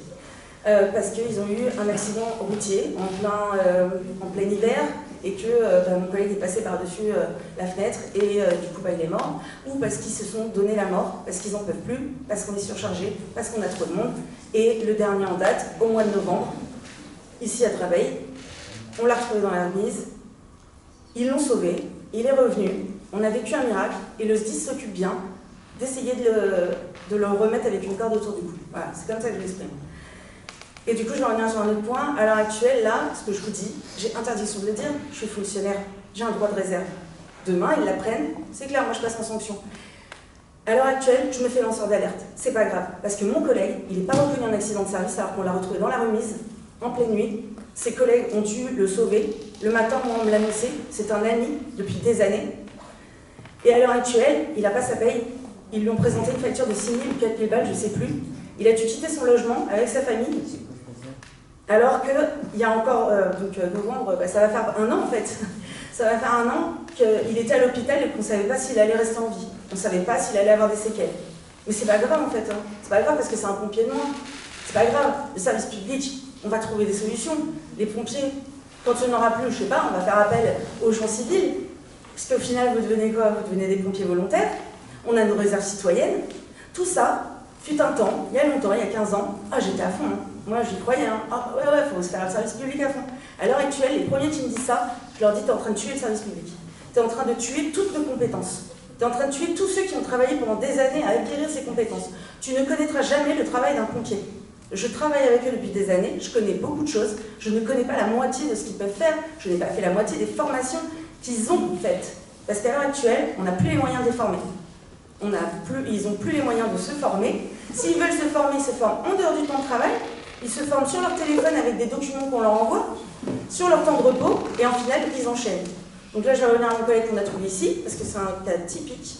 C'était une surcharge de travail qu'ils ne veulent pas reconnaître. Malheureusement, ce pompier a insulté notre très cher président en 2018 et a été filmé. Alors je vous jure qu'en fait, ils se sont bien donné tous les moyens de pouvoir lui mettre la corde autour du cou. Parce qu'en fait, moi j'ai eu lecture de ce document, ils voulaient sa destruction. En fait, ils voulaient qu'il n'existe plus. Alors là-bas, je ne pense pas qu'ils se disaient que ça allait être la mort, mais en fait, ils voulaient réellement que ce pompier ne soit plus dans les services publics et ils voulaient le révoquer. Voilà. Dès le lendemain, on avait un appel de Paris, Monsieur Macron voulait sa révocation clairement. Donc nous, c'est vrai, les syndicats se sont donnés à fond et il a eu 2 mois de révocation, enfin 2 mois de suspension. Je suis désolée, j'en parlais, c'est compliqué, voilà. 2 mois de suspension, 2 mois sans salaire et ensuite 2 mois de sursis. En gros, faut pas, tu te fais pas taper sur les doigts pendant 5 ans et peut-être qu'on te donnera ton retour. Donc c'était maintenant, en fait, là, son sursis est terminé. Il a été exemplaire, c'est-à-dire qu'il ne nous a jamais appelé. Moi, les rares fois où je le voyais, tout se passait bien. Voilà. Par contre, je le sentais hyper fatigué, hyper blême. Il cachait qu'en fait, il avait un autre travail. Il faisait des déménagements, parce qu'il fallait qu'il vive, parce que les 2 mois de suspension, il n'a pas été payé. Par contre, on n'a pas oublié de lui dire que pour son logement, parce qu'il est logé par le service, il devait rattraper ses heures. La réalité, c'est que rien de tout ça aurait dû exister. Mais du coup, lui, bon fonctionnaire, bonne personne, à fond pour le service public, il s'est laissé enchaîner. Et puis, comme tout le monde, ne connaît pas ses droits. Mais nul ne doit... merci, j'ai oublié mes termes, mais c'est bien, c'était pour voir si vous suivez. Et du coup, l'autre lien, du coup, là c'était pour les pompiers, mais je veux aussi faire une remarque parce qu'il y a eu aussi une histoire au département. Notre très cher département, bien-être total, Monsieur Durovray nous a sorti une super enquête visible sur Internet avec le bien-être de ses agents. Au top. Je vous jure qu'on a juste envie de vomir, nous, tous, parce que c'est marrant, parce que derrière, il n'a pas parlé du collègue qui s'est suicidé aussi, des transports routiers, enfin comment on appelle ça, des services routiers. Voilà, qui a été retrouvé dans la remise. Il avait déjà fait une tentative, et pareil, et ils se sont bien acharnés dessus. Donc c'est vrai que pour moi c'est un combat et c'est une lutte totale sur la santé au travail. Alors la santé, la sécurité pour tous les citoyens, d'accord, mais tous les agents de la fonction publique sont aussi des citoyens. Et nous en fait on doit être corps et âme pour le service public. Ok, donc corps et âme, je n'avais pas compris, je pense, à la naissance, qu'il fallait que ça soit jusqu'à ma mort s'il le fallait. Et que je me donne la mort s'il le faut. Et tout ça pour dire que du coup, ça revient, et donc je vous ai bien dit qu'il y avait ce droit de réserve. Et pourquoi? Parce que il y a une chose qu'il faut se rappeler, France Télécom. Vous vous rappelez de France Télécom dans les années 80, ils ont passé, moi j'étais petite, hein, mais je me rappelle de ce truc, c'était assez horrible, ils privatisaient ce service public, qui est toujours privatisé d'ailleurs. Et il y a toujours un combat, d'ailleurs il y a bientôt quelque chose qui repasse aux tribunaux. Et en fait, quand ils ont privatisé, ils se sont rendus compte que du coup, ils libéraient la parole des agents parce qu'il y avait toujours des fonctionnaires, mais en privatisant, c'était un CSE. Et puis, il y a des représentants du personnel, parce qu'ils étaient éclatés partout. Il y en avait partout en France. Alors, il y avait des suicides partout en France. Et il y a des représentants du personnel, qui ont eu cette idée de se dire, ok, on va aller... donc, c'était assez horrible en plus, le suicide, c'est toujours un tabou. Ils se sont dit, on va essayer de récupérer, de savoir où est-ce qu'on a, combien c'est, et on va le montrer en fait. Et ils avaient plus le droit de réserve, donc ils pouvaient le dire. Et du coup, je vais passer sur ça, mais c'est pour dire que France Télécom, ils ont privatisé, il s'est passé ça. Pourquoi? Parce que c'était des fonctionnaires, avec ce que disait Bélanger, ce côté le sens en fait de notre travail, et ils ont une perte de sens de leur travail. Tout ce qu'on appelle les risques psychosociaux, moi je vais appeler ça les risques psycho-organisationnels, parce qu'on vit dans des organisations qui ne font que changer. Au final, on perd le sens de notre travail, on perd notre motivation, on perd toutes nos convictions, et à un moment donné, le travail, en fait, il se porte sur le personnel, et ainsi de suite, et voilà, ça va pas.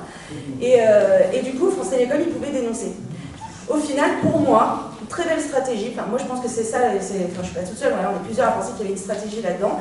Restons service public, détruisons le service public de l'intérieur, ne privatisons pas les fonctionnaires, gardons-les avec leurs droits de réserve. Le lanceur d'alerte n'existe pas dans notre corps. Et du coup, si on arrive à faire ça, du coup, ils ne pourront pas raconter ce qui se passe. Et c'est vrai, à l'heure actuelle, si vous cherchez, vous n'allez pas trouver beaucoup de suicides. Si vous cherchez bien, par contre, dans les journaux et tout ça, vous allez en trouver, mais ils ne sont pas déclarés. Ce n'est pas des accidents de service, ce n'est pas des accidents de travail, ce n'est rien de tout ça. Tout comme les maladies professionnelles. Chez les pompiers, à l'heure actuelle, il y a tout ce qui est toxicité des fumées. En fait, c'est facile, un pompier, s'il arrive déjà à l'âge de la retraite, à l'âge où c'était 55 ans, il était déjà content de vivre un peu de sa retraite. Alors je vous laisse imaginer 60, 64 ans, et puis imaginez aussi 60, 64 ans s'il monte sur une échelle. Moi, je veux bien, d'ailleurs, j'avais un camarade qui avait fait une super vidéo pour essayer d'expliquer ça, et qu'ils ont fonctionné derrière. Là où aussi je voulais parler du coup sur l'Essonne et en lien avec les hôpitaux, je pense que vous savez aussi qu'ils ont fermé plusieurs hôpitaux. Et nous, pourquoi on est reliés aussi à l'intérieur? Les pompiers, quand ils partent, ils arrivent, c'est le service d'urgence, ça arrive aux urgences.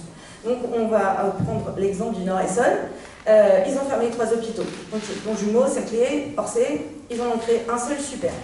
Vu qu'il y a un accroissement de la population à cet endroit-là, que M. Durobré, qui est en plus devenu ministre des Transports, moi je trouvais ça génial, puisqu'il n'a pas du tout su gérer le transport là-bas en fait, et les systèmes routiers. Du coup, les pompiers se retrouvent complètement pris dans les flux routiers, dans les bouchons, pour dire. Du coup, ils ont du mal déjà à transporter les gens. Au final, ils arrivent sur un hôpital où ils vont avoir 8 camions qui vont attendre. Alors, je crois que maintenant, c'est à partir de 7. On appelle un officier qui va venir et qui va attendre avec les personnes qui sont arrivées avec les pompiers. Parce qu'il faut faire repartir peu à peu les camions, parce que sinon, ils bloquent trop. Voilà, donc c'est un pompier, un officier, on paye cher, pour venir juste attendre avec les personnes, les victimes ou les personnes qui sont les blessées. Le temps que l'hôpital, lui, puisse gérer aussi, puisque c'est bien de faire un gros hôpital Orsay, et d'ailleurs j'avais demandé à une camarade et je la vois, mais je pense qu'elle serait plus à même de vous le raconter, mais en fait il n'y a personne, on n'a pas assez de monde, les lits à l'heure actuelle, je crois qu'en 2023 on a encore à 5000 lits qui ont disparu, en 10 ans on a 10% de l'offre qui a disparu aussi, les pompiers la même, mais c'est pas grave, je pense que il y a des gens qui vont se faire infirmiers, en fait tout le monde va se recycler, et puis du coup nous on va faire le rôle du service public au final. Et puis je ne sais pas dans quel état on va être. Donc sincèrement, moi j'en arrive à dire tout mon respect à tous ceux qui font des enfants. Parce que quand on vit dans ce monde-là, on n'a pas envie d'en mettre des enfants sur Terre, sincèrement. Et voilà. Et je pense que c'est déjà bien parce que je ne sais même pas combien de temps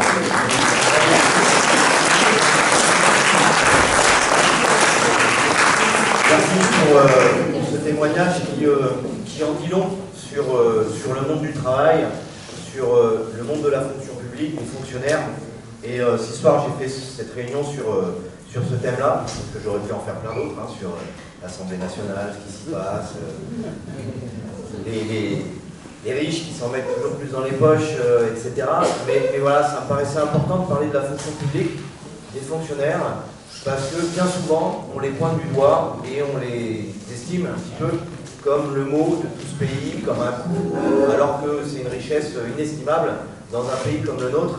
Et je pense que beaucoup de pays, nous envient finalement notre système, que ce soit de santé, mais aussi de la fonction publique, notre système de transport, notre système des hôpitaux, et pourtant on le met à mal. On le met à mal parce qu'il y a des gens qui ont un logiciel qui lui est porté sur l'argent, sur la rentabilité, au détriment bien évidemment du service public, mais plus largement au détriment de l'ensemble de la population.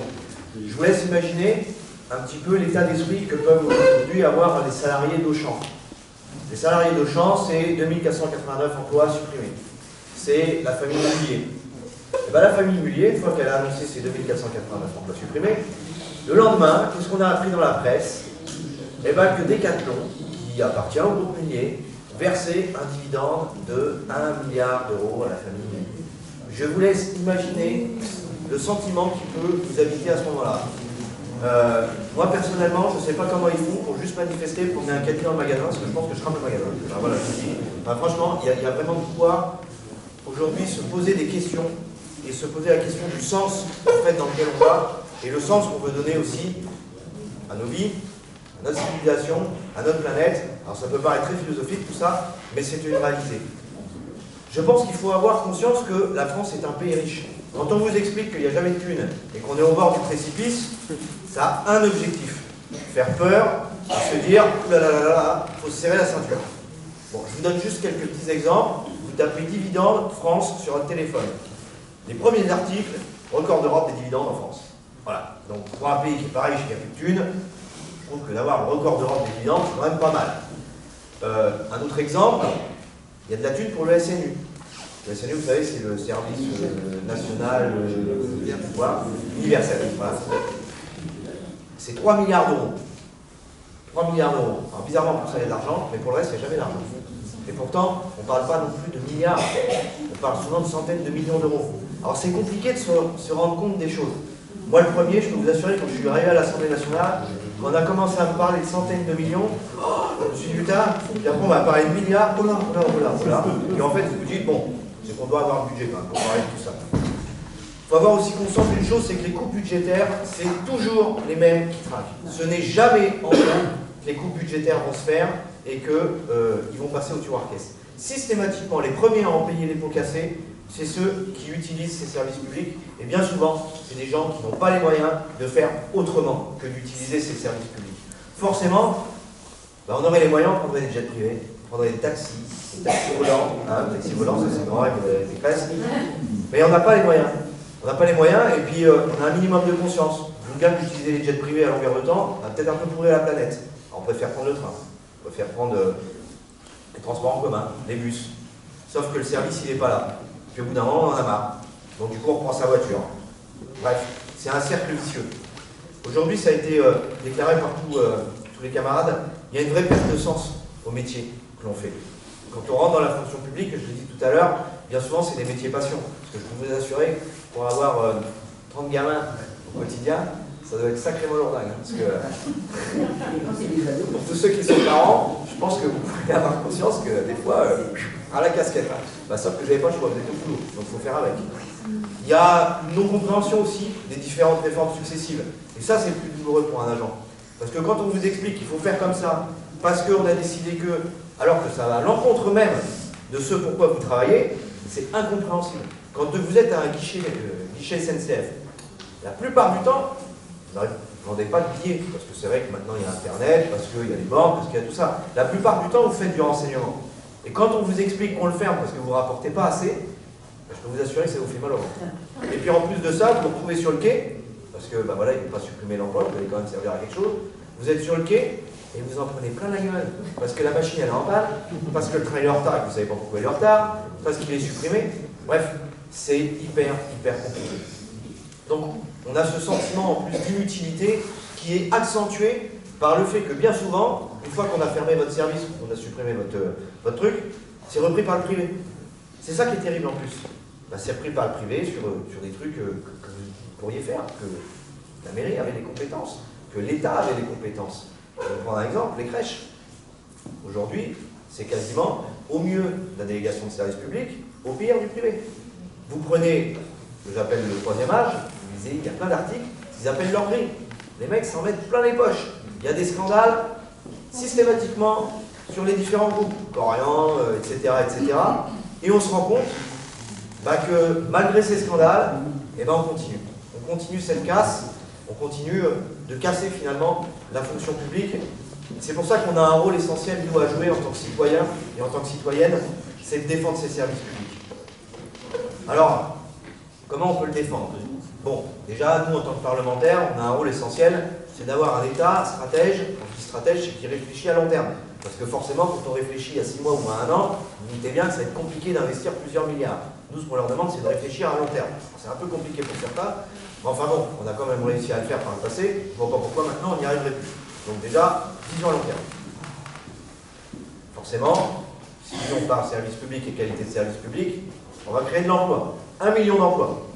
Ça a été calculé. Alors, nous, on n'est pas comme le mec du MEDEF, je ne sais pas si vous vous souvenez, il avait un PINS, 1 million d'emplois, parce qu'il y avait créé un petit impôt compétitivité emploi. Bon, je vous laisse faire le calcul, 1 million d'emplois, on en est très loin. Bon, nous, on va vraiment les créer, et en plus, la création d'emplois, on sait derrière, c'est des cotisations sociales en plus, c'est des personnes qui ne sont plus au chômage, bref, c'est tout un système qui se remet en marche. Titulariser les contractuels, 800 000 contractuels. Vous n'allez pas me dire quand même qu'on ne peut pas les titulariser. Je veux dire, si on les paye en tant que contractuels, je pense qu'on peut les payer en tant que fonctionnaires. Là aussi, il y a un vrai sujet. Pourquoi on a aujourd'hui que des contractuels qui sont recrutés alors qu'on pourrait les recruter en tant que fonctionnaires sur un statut?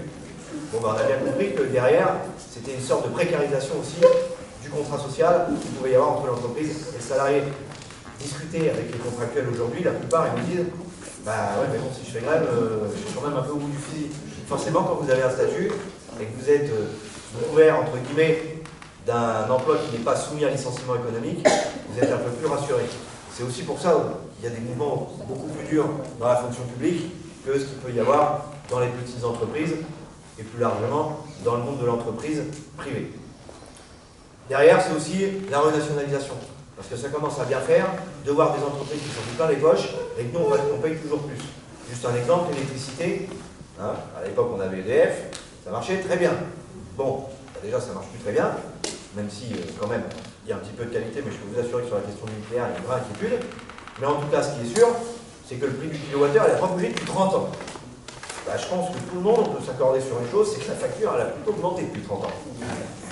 Et dans le même temps, on a EDF, je vous donne un chiffre, sur le premier semestre, 7 milliards d'euros de bénéfices. Ne me dites pas quand même qu'on ne pourrait pas baisser un peu la facture, éviter que EDF s'en mette dans les poches, se mette 7 milliards dans les poches, et faire en sorte qu'on paye moins. Quand on parle de service public, c'est ça aussi. C'est éviter d'avoir une entreprise qui fasse du bénéfice, du bénéfice, du bénéfice. Parce que si elle fait du bénéfice, c'est sur les conditions sociales des travailleurs, mais aussi sur le flux des usagers, notamment à travers l'augmentation des factures et d'une qualité de service qui se dégrade. On a aussi le fait de pouvoir un accueil physique dans les services publics. Il n'y a rien de plus désagréable que d'aller dans une préfecture, à France Travail, ou je ne sais où, et de se retrouver face à une borne, et on vous explique que bah, tu vas sur l'ordinateur et puis tu te débrouilles. Ah bah ouais, mais enfin bon, ça c'est pas du service public. Ça peut pas être du service public. Avoir un accueil physique, permettre d'avoir des explications, des informations, des renseignements, c'est quand même la moindre des choses. Surtout qu'on paye pour ça aussi, hein, puisque c'est financé par nos impôts. Et donc c'est vrai qu'on ne comprend pas comment, en payant toujours plus d'impôts, on se retrouve avec des services publics toujours plus dégradés. Et puis, un dernier mot sur un truc qui me tient à cœur, c'est la grève. C'est la lutte. Bon, sans lutte, il n'y a pas d'avancée sociale. Il ne faut pas rêver. Il n'y a jamais un patron qui s'est réveillé le matin en se disant tiens, je vais augmenter les salaires. Ça n'existe pas. Il n'y a jamais vu un patron se lever le matin et dire tiens, je vais faire un statut, les mecs vont pouvoir partir avant tout le monde. Ça n'existe pas. Alors, bien évidemment, quand vous faites grève, il y a des gens qui s'en retrouvent pénalisés. Mais je peux vous assurer que quand on fait grève, c'est jamais par plaisir. Jamais. On n'est pas payé quand on est en grève, parce que sinon je peux vous assurer qu'on n'ira pas au travail. Voilà. On ne fait non plus jamais pour soi. On peut se dire, bah, tiens, voilà, ils luttent pour leur salaire. Mais quand on demande des augmentations de salaire, bien souvent c'est parce qu'il y en a qui ont des petits salaires. Je vous l'ai dit, les premiers rangs sur les grilles de la fonction publique, ils sont en dessous du SMIC. Et puis c'est aussi peut-être un ami que vous connaissez qui rentrera dans l'entreprise et qui pourra avoir un bon salaire. C'est aussi peut-être votre fils, votre fille. Bref, ça participe aussi à l'effort collectif, l'augmentation des salaires. Et bien souvent, je peux vous assurer que, en tant qu'ancien responsable syndical, quand on part à la grève sur la question des salaires, c'est qu'on sait qu'il y en a un peu derrière. C'est pas, on se dit, tiens, on va foutre l'entreprise dans le rouge, on va la foutre dans la mer, on n'a rien à cirer, on prend tout ce qu'il y a à taper, et puis on ne fait pas attention. Non, non.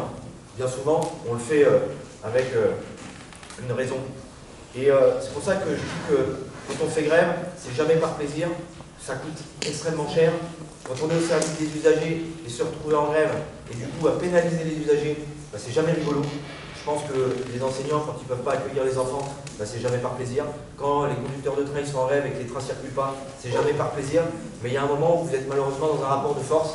Et ce rapport de force aujourd'hui, il va malheureusement systématiquement quasiment à la grève. Et c'est pour ça que c'est aussi difficile de trouver des compromis, des ententes, des je ne sais quoi. Parce que quand vous êtes face à un mur, bah, il n'y a pas 36 millions de solutions. Il faut bien réussir à le casser. Et donc, voilà.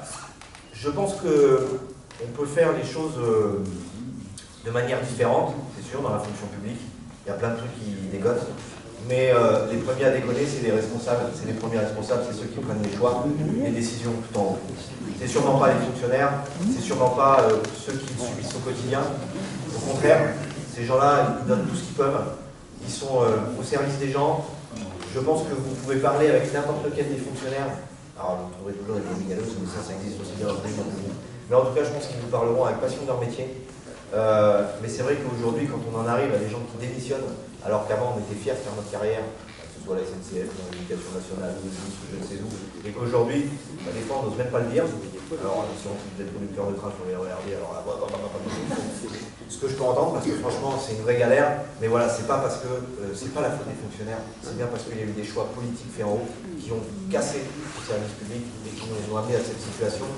Et je vais finir sur cette phrase de Léonard Vincent. Alors je le dirais sûrement moins bien que Daroussin parce que c'est ce qu'il avait lu, l'éloge de la grève. La grève nous dépasse puisqu'elle vit depuis toujours tapie dans nos rêves. Image folle parmi les images de la folie, elle est transportée de génération en génération par la colère et la justice et la liberté. Elle a poussé des milliers de têtes d'un coup enflammées à la grève, au vote ou dans la rue, ne cherchant plus à obtenir des réponses, mais à donner leurs conclusions. Et maintenant, n'oublions pas ce que nous apprenons avec le temps, la grève est un geste de haute civilisation.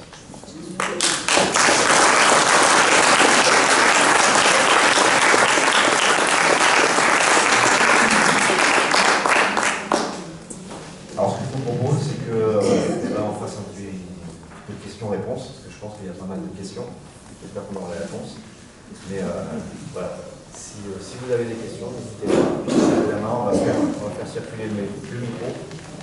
Ici qui galère, il va l'air de temps.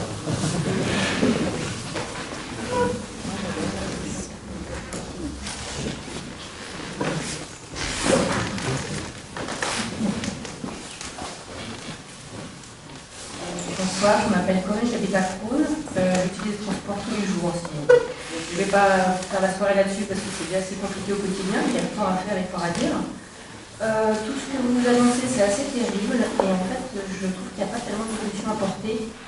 En tout cas, la grève, c'est pas facile pour tout le monde. Souvent, elle coûte très cher à ceux qui gagnent déjà pas beaucoup. Et en fait, ça rend surtout service à vos cols blancs qui, finalement, sont peut-être emmerdés une journée, mais reprennent leur train-train. On a vu avec les Gilets jaunes que finalement, les primes, entre guillemets, Macron, obtenues de haute lutte par les Gilets jaunes, en fait, c'est plutôt des tertiaires qui les ont touchés. Donc, je suis un peu contrite de l'absence de solution à porter.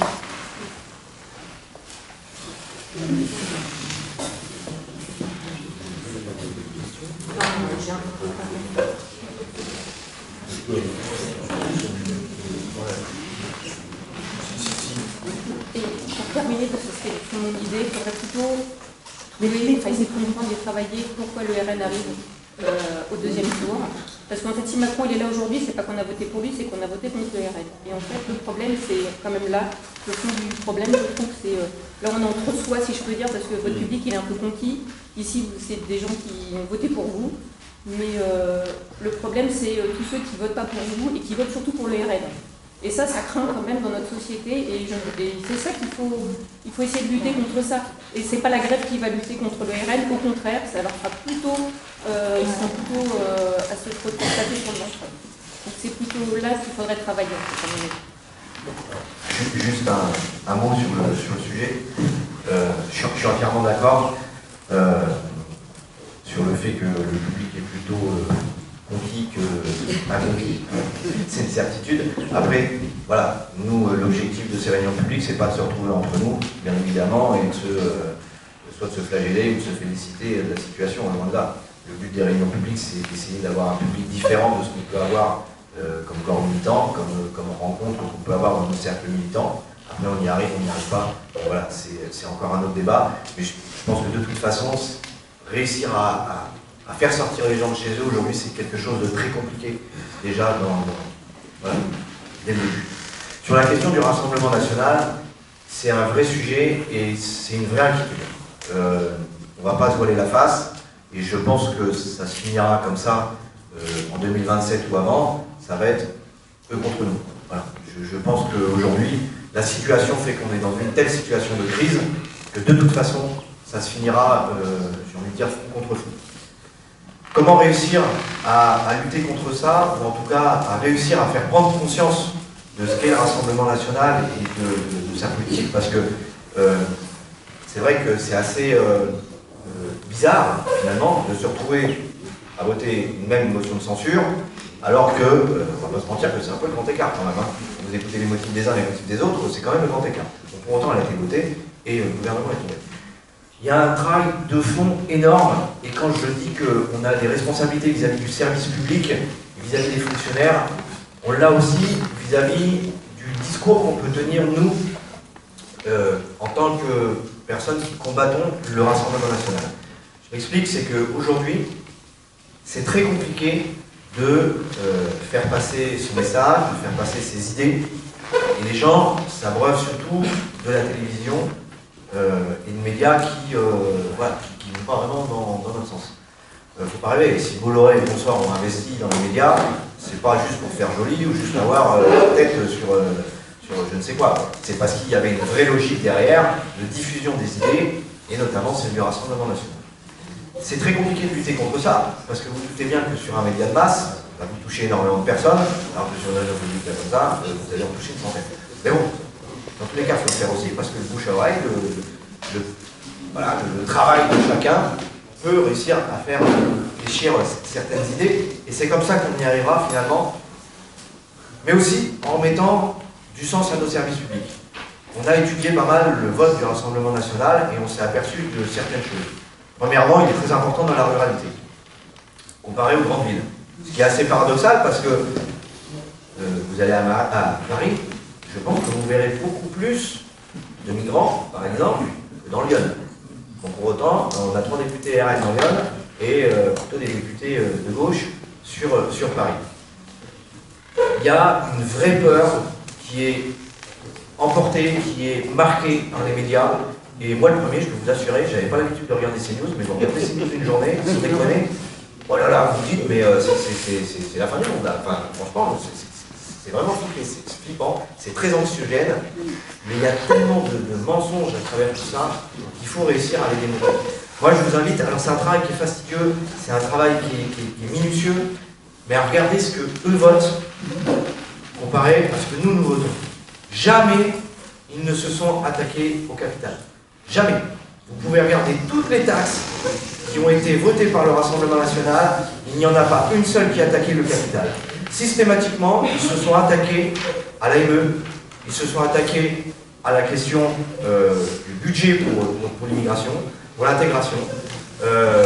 Bref, ils ont fait monter des polémiques hyper sales avec, par exemple, je prends un exemple parce que ça m'a marqué, ça m'a gonflé, mais alors à un point monumental, il y avait un amendement sur la question des mineurs isolés. Voilà. avec une ligne budgétaire de 100 millions pour les mineurs isolés. Les mineurs isolés, déjà, ils ne sont pas forcément migrants. Il faut arrêter avec ça. Les mineurs isolés, c'est pas forcément d'étrangers. La deuxième des choses, c'est qu'on était obligé de le prendre sur une ligne budgétaire bien précise, puisque les amendements, vous ne pouvez pas les prendre sur n'importe quoi. Donc, bref. On était également obligé de ce qu'on appelle de le gager, c'est-à-dire de le budgéter. Donc on l'a pris sur 2 lignes, l'égalité salariale, homme-femme, et sur des investissements pour les personnes handicapées, je ne sais plus comment était le terme exact. Bizarrement, ils ont pris que le truc handicapé, des personnes handicapées, l'aide pour les personnes handicapées. Ils n'ont pas parlé d'égalité salariale, ça ne les intéresse pas. Et ils ont fait monter la polémique en disant, mais regardez, ils prennent 50 millions sur les personnes handicapées, et puis ils les mettent pour les mineurs isolés. Mais en réalité, déjà d'un, c'est pas comme ça que ça allait fonctionner, puisque systématiquement, dans ce genre de choses, on demande à lever le gage. C'est-à-dire que c'est une dépense supplémentaire de la part de l'État. Jamais on n'aurait pris ça sur le budget des personnes handicapées. Et pire que ça, on avait fait un amendement 3 jours avant pour avoir 1,3 milliard justement d'investissements supplémentaires pour les personnes handicapées. Donc on voit bien, systématiquement, en fait, il faut pouvoir dénoncer ces mensonges-là. C'est très compliqué, parce que quand la télé le dit, on se dit que c'est vrai. On se dit qu'ils ont raison. Après tout, s'ils l'ont dit, je ne vois pas pourquoi ce serait faux. Et c'est un travail de fond, mais je peux vous assurer, enfin nous on fait un vrai travail de fond sur le sujet, c'est très compliqué, mais systématiquement, en réalité, ils s'attaquent à des personnes, d'une part, qui sont fragiles, parce que je peux vous assurer que quand vous gagnez le minimum vieillesse ou le RSA, vous ne roulez pas sur l'or. Vous imaginez bien déjà qu'au SMIC, vous êtes dans la galère, alors, je ne crois pas qu'à 800 balles, vous vous promenez je ne sais où, vous partez en voyage, etc., etc. Vous vous serrez la ceinture encore plus. Deuxièmement, je ne pense pas que quand on quitte son pays, c'est par plaisir. Déjà, quand on part de sa baraque, quand sa baraque elle a cramé, je ne sais quoi, je peux vous dire que ça vous fait mal au bide. Alors partir de son pays, voilà, c'est sûrement pas rigolo. Venir en France parce qu'il y a la ME ou je sais pas quoi, alors là c'est pareil, genre vous prenez la roulette, tiens je vais choisir la France, ah bah oui c'est vrai il y a la ME, je peux vous dire que quand vous montez dans le bateau, vous allez sûrement pas regarder ça quoi. On parle, là pareil, une polémique mais absolument dégueulasse. On va se faire recoller les oreilles parce qu'on a la ME. Bon, quand on se fait recoller les oreilles, ça coûte plusieurs milliers d'euros. La ME, il rembourse la part sécurité sociale. Alors vous n'avez déjà pas de quoi bouffer, vous n'avez déjà pas de quoi vous loger, vous n'allez sûrement pas vous amuser à vous coller les oreilles. Enfin, je veux dire, on sait qu'on en est. Enfin, non mais c'est un délire quand même l'histoire. Et puis une autre donnée, qui là aussi est importante, et je pense qu'il faut la rappeler, partout. L'immigration rapporte plus qu'elle ne coûte. Parce que c'est des gens, la plupart du temps qui travaillent, qui payent leurs cotisations sociales, bien plus que les milliardaires qui eux font tout dans les paradis fiscaux, qui payent la TVA, parce que quand ils achètent un paquet de pâtes, ils payent la TVA, etc., etc. Et je pense que tout ça, c'est notre travail à nous en tant que citoyens et en tant que citoyennes. Et puis, rappeler aussi certaines évidences qui nous paraissent pour nous évidentes, mais qui visiblement ne l'est pas pour ceux qui sont de l'autre côté. Les aides sociales, et les gens qui fraudent, il y en aura toujours, ça a existé depuis la nuit des temps, et demain, c'est pas en mettant je ne sais quoi qu'ils frauderont plus. Juste un ordre d'idée. La fraude fiscale, c'est 87% de l'ensemble de la fraude. La fraude sociale, c'est même pas 8%. Alors je veux bien qu'on nous explique qu'il faut faire des économies de ce côté-là, mais enfin j'aimerais bien qu'on aille en chercher un peu plus aussi de l'autre côté. Le problème, c'est que c'est tellement facile de s'attaquer à ces gens-là. D'une part, parce qu'ils ne peuvent pas se défendre. Bah, eux, ils n'ont pas les moyens de se payer des avocats, ils n'ont pas les moyens de se monter des dossiers, ils n'ont pas les moyens d'aller sur les plateaux télé ou je ne sais quoi. Et puis, ils n'ont pas non plus un ordre de grandeur qui nous font prendre conscience de ce qu'on a en face de nous. Je vais vous prendre un exemple. J'ai reçu 2 personnes à ma permanence qui m'ont dit on en a marre des transports, c'est compliqué, etc., etc. Bon, je pouvais que aller dans leur sens, mais c'est vrai que je n'avais pas de baguette magique pour régler le problème. Donc j'ai essayé de leur expliquer un petit peu ce que j'allais faire et tout ça. Et puis forcément, on en est parlé sur comment on fait pour avoir un service public de qualité qui fonctionne, parce qu'il y a quand même des gens qui profitent pas mal des aides sociales et qui nous coûtent cher, et tatati et tatata. Bon, faut mettre les choses en parallèle. Là aussi, quand on parle d'aide sociale, déjà, vous ne pointez pas, je pense que toutes les personnes qui ont été au chômage, malheureusement qui ont déjà vécu ça, vous ne pointez pas à France Travail, tiens, je voudrais les aides sociales s'il te plaît. C'est-à-dire qu'il faut quand même faire un certain nombre de démarches avant de les toucher. Et la deuxième chose, c'est que là aussi, c'est dérisoire comparé à ce que certains se mettent dans les poches et refusent finalement de participer à l'effort collectif. Je vais vous prendre un exemple, c'est Carlos Tavares. Moi, ce mec-là, c'est un génie. Enfin, c'est un génie, franchement. Le gars, il a tapé 37 millions d'euros par an. Vous voyez, je pense que ça fait un certain millier, voire million d'aides sociales quand même. Le gars, il vous explique que de toute façon, s'il gagne ça, ben, c'est parce qu'il a le droit. Quand on lui a dit, ce serait bien que tu baisses un peu ton salaire et que tu fasses en sorte que les gens qui sont intérimaires ou en CDD, ou même en CDI, ils aient un peu plus de salaire, il dit, bah, si vous n'êtes pas content, vous n'avez qu'à faire une loi. Bon, bah, il savait que ce ne serait pas majoritaire, donc ça ne passerait pas. NFP-RN, on aurait pu faire passer qu'il n'y ait pas un écart de, par exemple, de plus de 1 à 20 entre les salaires. On aurait pu, hein. Le RN a dit, nous, ça ne nous intéresse pas. Nous, on va taper en bas, c'est plus rigolo. Donc le mec, il a tapé 37 millions, et puis là, il a démissionné. Parce qu'il était en désaccord avec la politique, machin. Je vous invite à regarder, parce que je pense qu'on va l'apprendre d'ici quelques semaines, le parachute doré avec lequel il va se barrer. Parce qu'il y a ça aussi, hein. Il y a ce qu'ils ont dans les poches en monnaie sonnante et trébuchante, et puis il y a tout ce qu'ils ont derrière, en actions, etc., etc. Vous prenez un Bernard Arnault, homme le plus riche du monde, alors c'est un super titre, je ne sais pas à quoi ça sert, mais c'est super. Ces impôts, c'est 0,0001% de ce que nous on paye en réalité. Et c'est là aussi où on a tout un travail de fond. Alors c'est vrai que c'est compliqué parce que quand on voit le mec bah, qui est au chômage et puis qui gagne plus que vous, qui vous levez le matin et allez travailler, bah, vous dites putain, c'est chier quand même quoi. Enfin, le mec il a droit au chômage et je peux l'entendre. Hein. Je pense que moi le premier, je me dirais putain, ça me fout les boules. Mais je pense qu'avant tout, le sujet, c'est la question de la rémunération, de la reconnaissance du travail et de ceux qui nous mettent en difficulté vis-à-vis de tout ça et qui ne nous permettent pas de finalement avoir de bons salaires quand on travaille, et que quand on chômage, bah, c'est une vraie difficulté et qu'il ne faut sûrement pas le prendre comme un loisir ou comme un plaisir. Donc voilà, il y a un vrai travail de fond sur le sujet. J'ai bien conscience qu'aujourd'hui, le vote du Rassemblement National est un vote, je vais dire, sur l'ensemble du territoire, hein, c'est quasiment 11 millions de voix avec l'alliance avec Ciotti.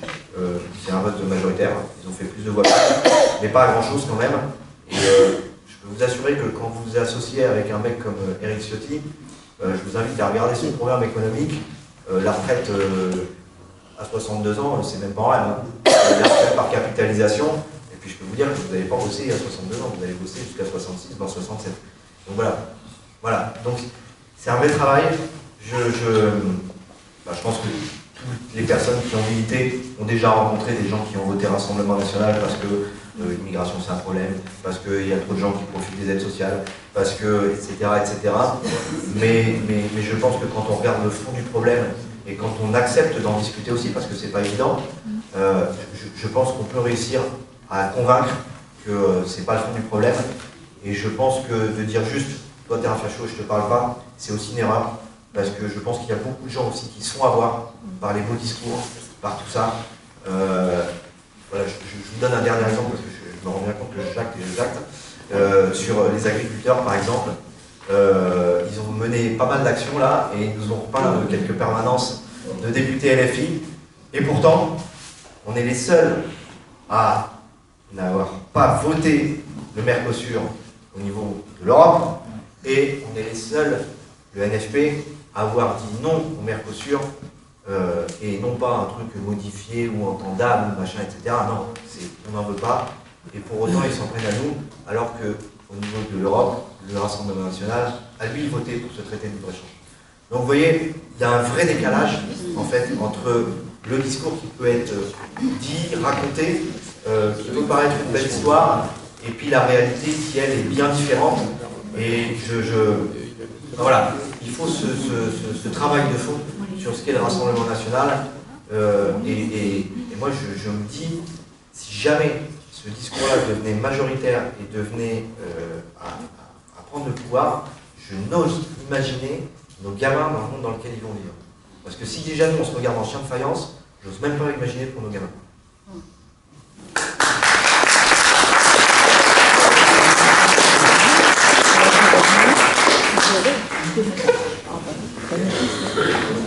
Oui, bonjour à tous. Alain Courtois, je suis le responsable du Parti communiste sur la section Val-d'Ir, Val-de-Seine. Je suis très satisfait de cette réunion. Évidemment, on a entendu les témoins par rapport à la fonction publique, le service public. Moi, je dis, beaucoup de nos dirigeants actuels considèrent les services publics comme un coût. Or, moi, je dis que le service public, ce n'est pas un coût, c'est un investissement et que c'est une des premières nécessités pour le pays. Donc ça, c'est la première chose. Deuxièmement, on ne peut pas, à certains moments, comme pendant le Covid, on l'a vu, appeler les gens à taper dans les casseroles le soir pour remercier les services de santé et autres, et à la première occasion, les sabrer, comme on le voit aujourd'hui, avec les fermetures de lits dans les hôpitaux et tout. C'est vraiment cynique pour moi, ce genre de choses. Donc voilà. Après, juste le Rassemblement national. Moi, je pense que le Rassemblement national, il en est là aujourd'hui, parce que pendant 30 ans, les gouvernements successifs n'ont pas répondu aux attentes des citoyens, des gens. Et pendant 30 ans, la même politique s'est déroulée, plus ou moins, mais quand même, globalement. Et du coup, le Rassemblement national a surfé sur ça. Et moi, l'espoir que j'avais, c'est que demain, il y a en effet un Premier ministre du nouveau Front populaire pour mettre en application le programme du nouveau Front populaire. Et là, je suis sûr que si ça arrivait, eh ben, évidemment, automatiquement, je pense que le Rassemblement national perdrait des voix. Parce qu'en effet, aujourd'hui, c'est plus de dire vous êtes des fachos, je ne vous parle pas. Non, c'est démontrer réellement ce qu'est le Rassemblement national au point de vue économique, tout ce qu'ils votent, contrairement à ce qu'ils disent quand ils prennent la parole. Voilà.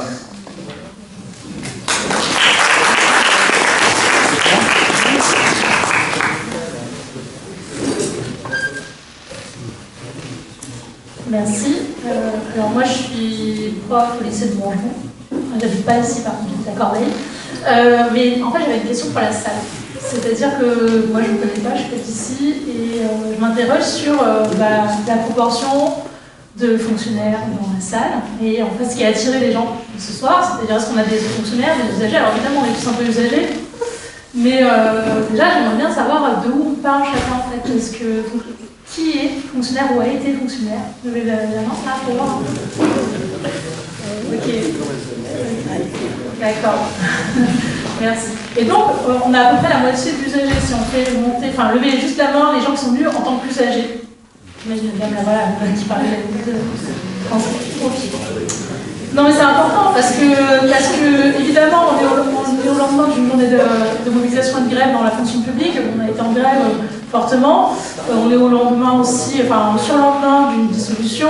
Et donc, forcément, de là où on parle et à qui on s'adresse, ça change les choses. Il me semble juste sur le RN. Alors, bon, je voulais parler un peu des enseignants et puis de ce que je connais de mon côté, moi, en tant que prof. Je voulais rajouter une chose sur la question des services publics. Donc, quand on dit service public, on parle évidemment de nationalisation, bien commun. Hein, ce service public, en fait, il nous appartient à tous, on le finance tous et on en bénéficie tous. Alors, on bénéficie d'un service plus ou moins opérant, efficace et agréable, et on peut s'accorder tous à dire, salariés, enfin en tout cas agents du service public comme usagers, que les conditions de ce service se dégradent. Et je crois qu'il faut faire un diagnostic, c'est-à-dire pourquoi les conditions de service se dégradent. Parce qu'une casse est opérée depuis des dizaines d'années, et j'ai bien des dizaines d'années, à tous les niveaux, à la fois pour diviser le peuple, donc l'usager qui bénéficie de ce service public et lui faire le persuader que ce service public n'est pas à la hauteur de ce qu'il devrait espérer, voire vis-à-vis de ce qu'il paye en impôts, parce que c'est ça le narratif. Et il est aussi à dégrader parce que tout simplement on dégrade nos conditions de travail, on dégrade nos statuts, on a parlé de la contractualisation. Dans la presse et puis dans la langue des politiciens, on n'arrête pas de nous dire que dans le privé, évidemment, ce sont des contrats de droit privé et des CDI et des CDD et que personne s'en plaint et que la majorité des salariés vivent comme ça. Donc pourquoi les fonctionnaires auraient effectivement un emploi à vie, une grille de rémunération, etc. En fait, ce qu'il faut retenir, c'est que eux, ce qu'ils cherchent à faire, c'est systématiquement tirer vers le bas. Okay. Un fonctionnaire, s'il a un statut qu'il a obtenu de haute lutte, on confère les cheminots par exemple, alors c'est pas fonctionnaire, ils avaient un statut qu'ils ont perdu en 2019, hein, je vous rappelle que maintenant on ne recrute plus que des contractuels à la SNCF, c'est parce qu'en fait on considérait que ce service était de haute importance pour la nation et que donc on se devrait d'assurer sa sécurité en rémunérant des fonctionnaires au service du bien commun. C'est pas pareil, un salarié au service de Bolloré, on voit bien ce que ça crée comme dérive, voilà, et être au service du bien commun. Et donc, nous, dans l'éducation nationale, par exemple, on se rend compte qu'on a de plus en plus de contractualisation. Vous avez entendu parler des fameux recrutements en 2 heures de l'Universal, c'est notre académie. C'est une catastrophe évidemment pour le collègue qui est recruté, hein, parce qu'il n'est pas formé, il se retrouve effectivement devant des classes de 35 gamins, parfois déchaînés, en tout cas qui finissent par être déchaînés, parce que comme ils ne sont pas formés, forcément c'est difficile d'assurer le service qu'on a besoin d'assurer. Et puis c'est une catastrophe aussi pour l'ensemble de l'établissement. Parce qu'évidemment, ça a des conséquences. Hein. La classe qui était déchaînée l'heure d'avant, quand elle arrive dans la salle, elle n'est pas forcément calmée en 5 minutes parce qu'elle a fait 50 mètres dans les couloirs, etc. etc. Donc ça dégrade les conditions de travail de tout le monde et les conditions d'études des élèves. Je voulais juste ajouter l'élément d'éducation nationale. Par exemple, les contractuels sont dans l'universal, je crois, à 10%. Ouais, il y a 10% de contractuels actuellement dans l'universal. Ça va augmenter. Ça va augmenter d'autant plus qu'on a beaucoup d'arrêts maladie, beaucoup de burn-out, beaucoup de démissions, et qu'évidemment, il faut immédiatement mettre la garderie en place pour que vous puissiez aller travailler, prendre votre RER et faire marcher la planche à billets. Et donc, on va recruter de plus en plus de gens un peu à la dévoter comme ça pour faire de la garderie. C'est un vrai problème quand même, parce que si on n'investit pas sur ces services publics, sur ces enfants, c'est-à-dire notre avenir, sur ces hôpitaux, sur les pompiers qui peuvent venir nous sauver la vie, et peut-être qu'effectivement le pompier il va arriver 5 minutes trop tard parce qu'il aura attendu derrière 8 autres camions aux urgences avant de pouvoir vous prendre en charge et partir sur une course, et bien du coup, bah oui, votre arrêt cardiaque ne sera pas sauvé en fait. Ça a des conséquences vitales. Et je crois que ça, il faut le dire aussi, c'est-à-dire en fait nos services publics, ils sont vitaux. Voilà, c'est vraiment ça, ça nous appartient. Je voulais aussi dire une autre chose, c'est que il me semble qu'il faut changer de narratif sur la question de la grève, comme sur la question du RN. C'est-à-dire qu'en fait, moi la grève, je l'ai toujours vécu comme un moment fabuleux. Parce que c'est un moment, alors évidemment, pour qu'il soit fabuleux, il faut être en grève. C'est-à-dire qu'il faut, à un moment, se libérer du temps, ce fameux temps que je passais 8 heures au travail, je vais le libérer pour pouvoir passer 8 heures à faire autre chose, éventuellement discuter avec vous, discuter avec mes collègues de travail, réfléchir à des moyens d'action, de lutte, etc. Se retrouver enfin dans des moments de solidarité où on sent qu'on a de la force, parce que ça aussi c'est important de ne plus se sentir tout petit, écrasé par les gros tarifs qu'on a en haut, quoi. Ils sont pas relous, les mecs. Hein. Et à un moment, enfin, non mais c'est vrai, et la grève pour ça, ça fait du bien en fait. Ça nous rappelle qu'en fait, qui fait tourner le monde, c'est nous. Et donc si c'est la galère de prendre le RER quand il y a des grévistes, des cheminots, des aiguilleurs, etc. qui font grève, ben oui, mais c'est parce qu'en fait, tout simplement, le pays il tourne grâce à eux. Et donc les mecs, ils ont raison à un moment donné de dire stop, quoi. Et ils ont raison de dire stop, d'autant plus qu'en plus, ça a été dit plein de fois, mais moi je vous le confirme en tant que prof, hein, moi quand je fais grève, c'est jamais pour ma gueule. À chaque fois que je fais grève, c'est toujours parce qu'en fait, je pense à mes élèves et que j'en ai ras le bol de faire du mal à ces élèves, en fait, par obligation, en fait, parce qu'on systématiquement désorganise en service, on n'oublie jamais de mettre en place des réformes qui n'ont ni queue ni tête, que, en fait, mon expertise est systématiquement bafouée. Donc moi je crois que la grève, par exemple, ça pourrait être un moment où on pourrait, si c'était une grève interprofessionnelle, par exemple, on pourrait se donner rendez-vous pour réfléchir à des sujets comme les services publics, c'est-à-dire quel service public on veut, comment, et comment les organiser autrement pour qu'elles répondent à nos besoins, et pas à leur vision à eux. Parce qu'évidemment qu'il y a des choses à améliorer à la SNCF. Enfin, c'est évident, il n'y a rien qui va, eux non plus ils ne sont pas contents. Nos éducations nationales non plus, on n'est pas contents. On a plein de propositions en tant que prof à faire, on a une expertise. Sauf qu'en fait, l'expertise, elle n'est jamais entendue du point de vue des travailleurs. C'est nous qui mettons les mains dans le caca. Et elle est systématiquement déterminée par en gros pour des questions effectivement budgétaires. Moi, je crois plus que budgétaires idéologiques en réalité. Parce que quand on regarde un petit peu les notes de frais de McKinsey, de BlackRock, etc., et puis tout simplement aussi tout ce qu'on dépense par exemple dans l'éducation nationale de façon absolument absurde, parce qu'il y a des logiques idéologiques qui cherchent à désorganiser les services, je vous le dis hein, clairement, ça désorganise, donc ça rend inopérant les services, ça coûte plus cher, c'est une logique en fait idéologique. C'est pas simplement économique. C'est-à-dire que, comme disait Béranger, en réalité, je pense qu'on peut faire mieux, autrement, et pour moins cher. C'est-à-dire qu'on peut dégager de l'argent pour faire un peu plus. Et ça, il faut en être convaincu. Et donc, pour finir sur le RN, donc la grève, moi je crois qu'il faut que ce soit des héros, en fait, des grévistes, quels qu'ils soient. Ceux qui sont en lutte et qui combattent, en fait, c'est des gens vivants. Il faut les présenter comme ça. Et pour le RN, moi je crois qu'il faut changer de narratif. Il nous propose un narratif très efficace. C'est vrai, c'est le narratif de la peur, de l'angoisse, d'un avenir qui est redoutable. Et moi je crois qu'il faut qu'on propose un narratif désirable. Et peut-être que ce narratif désirable, il passe, et c'est pour ça que le sujet des services publics est important, il passe par un service public. C'est-à-dire qu'est-ce qu'on met en commun, qu'est-ce qu'on utilise comme force, comme moyen, etc., pour adoucir notre avenir. Voilà.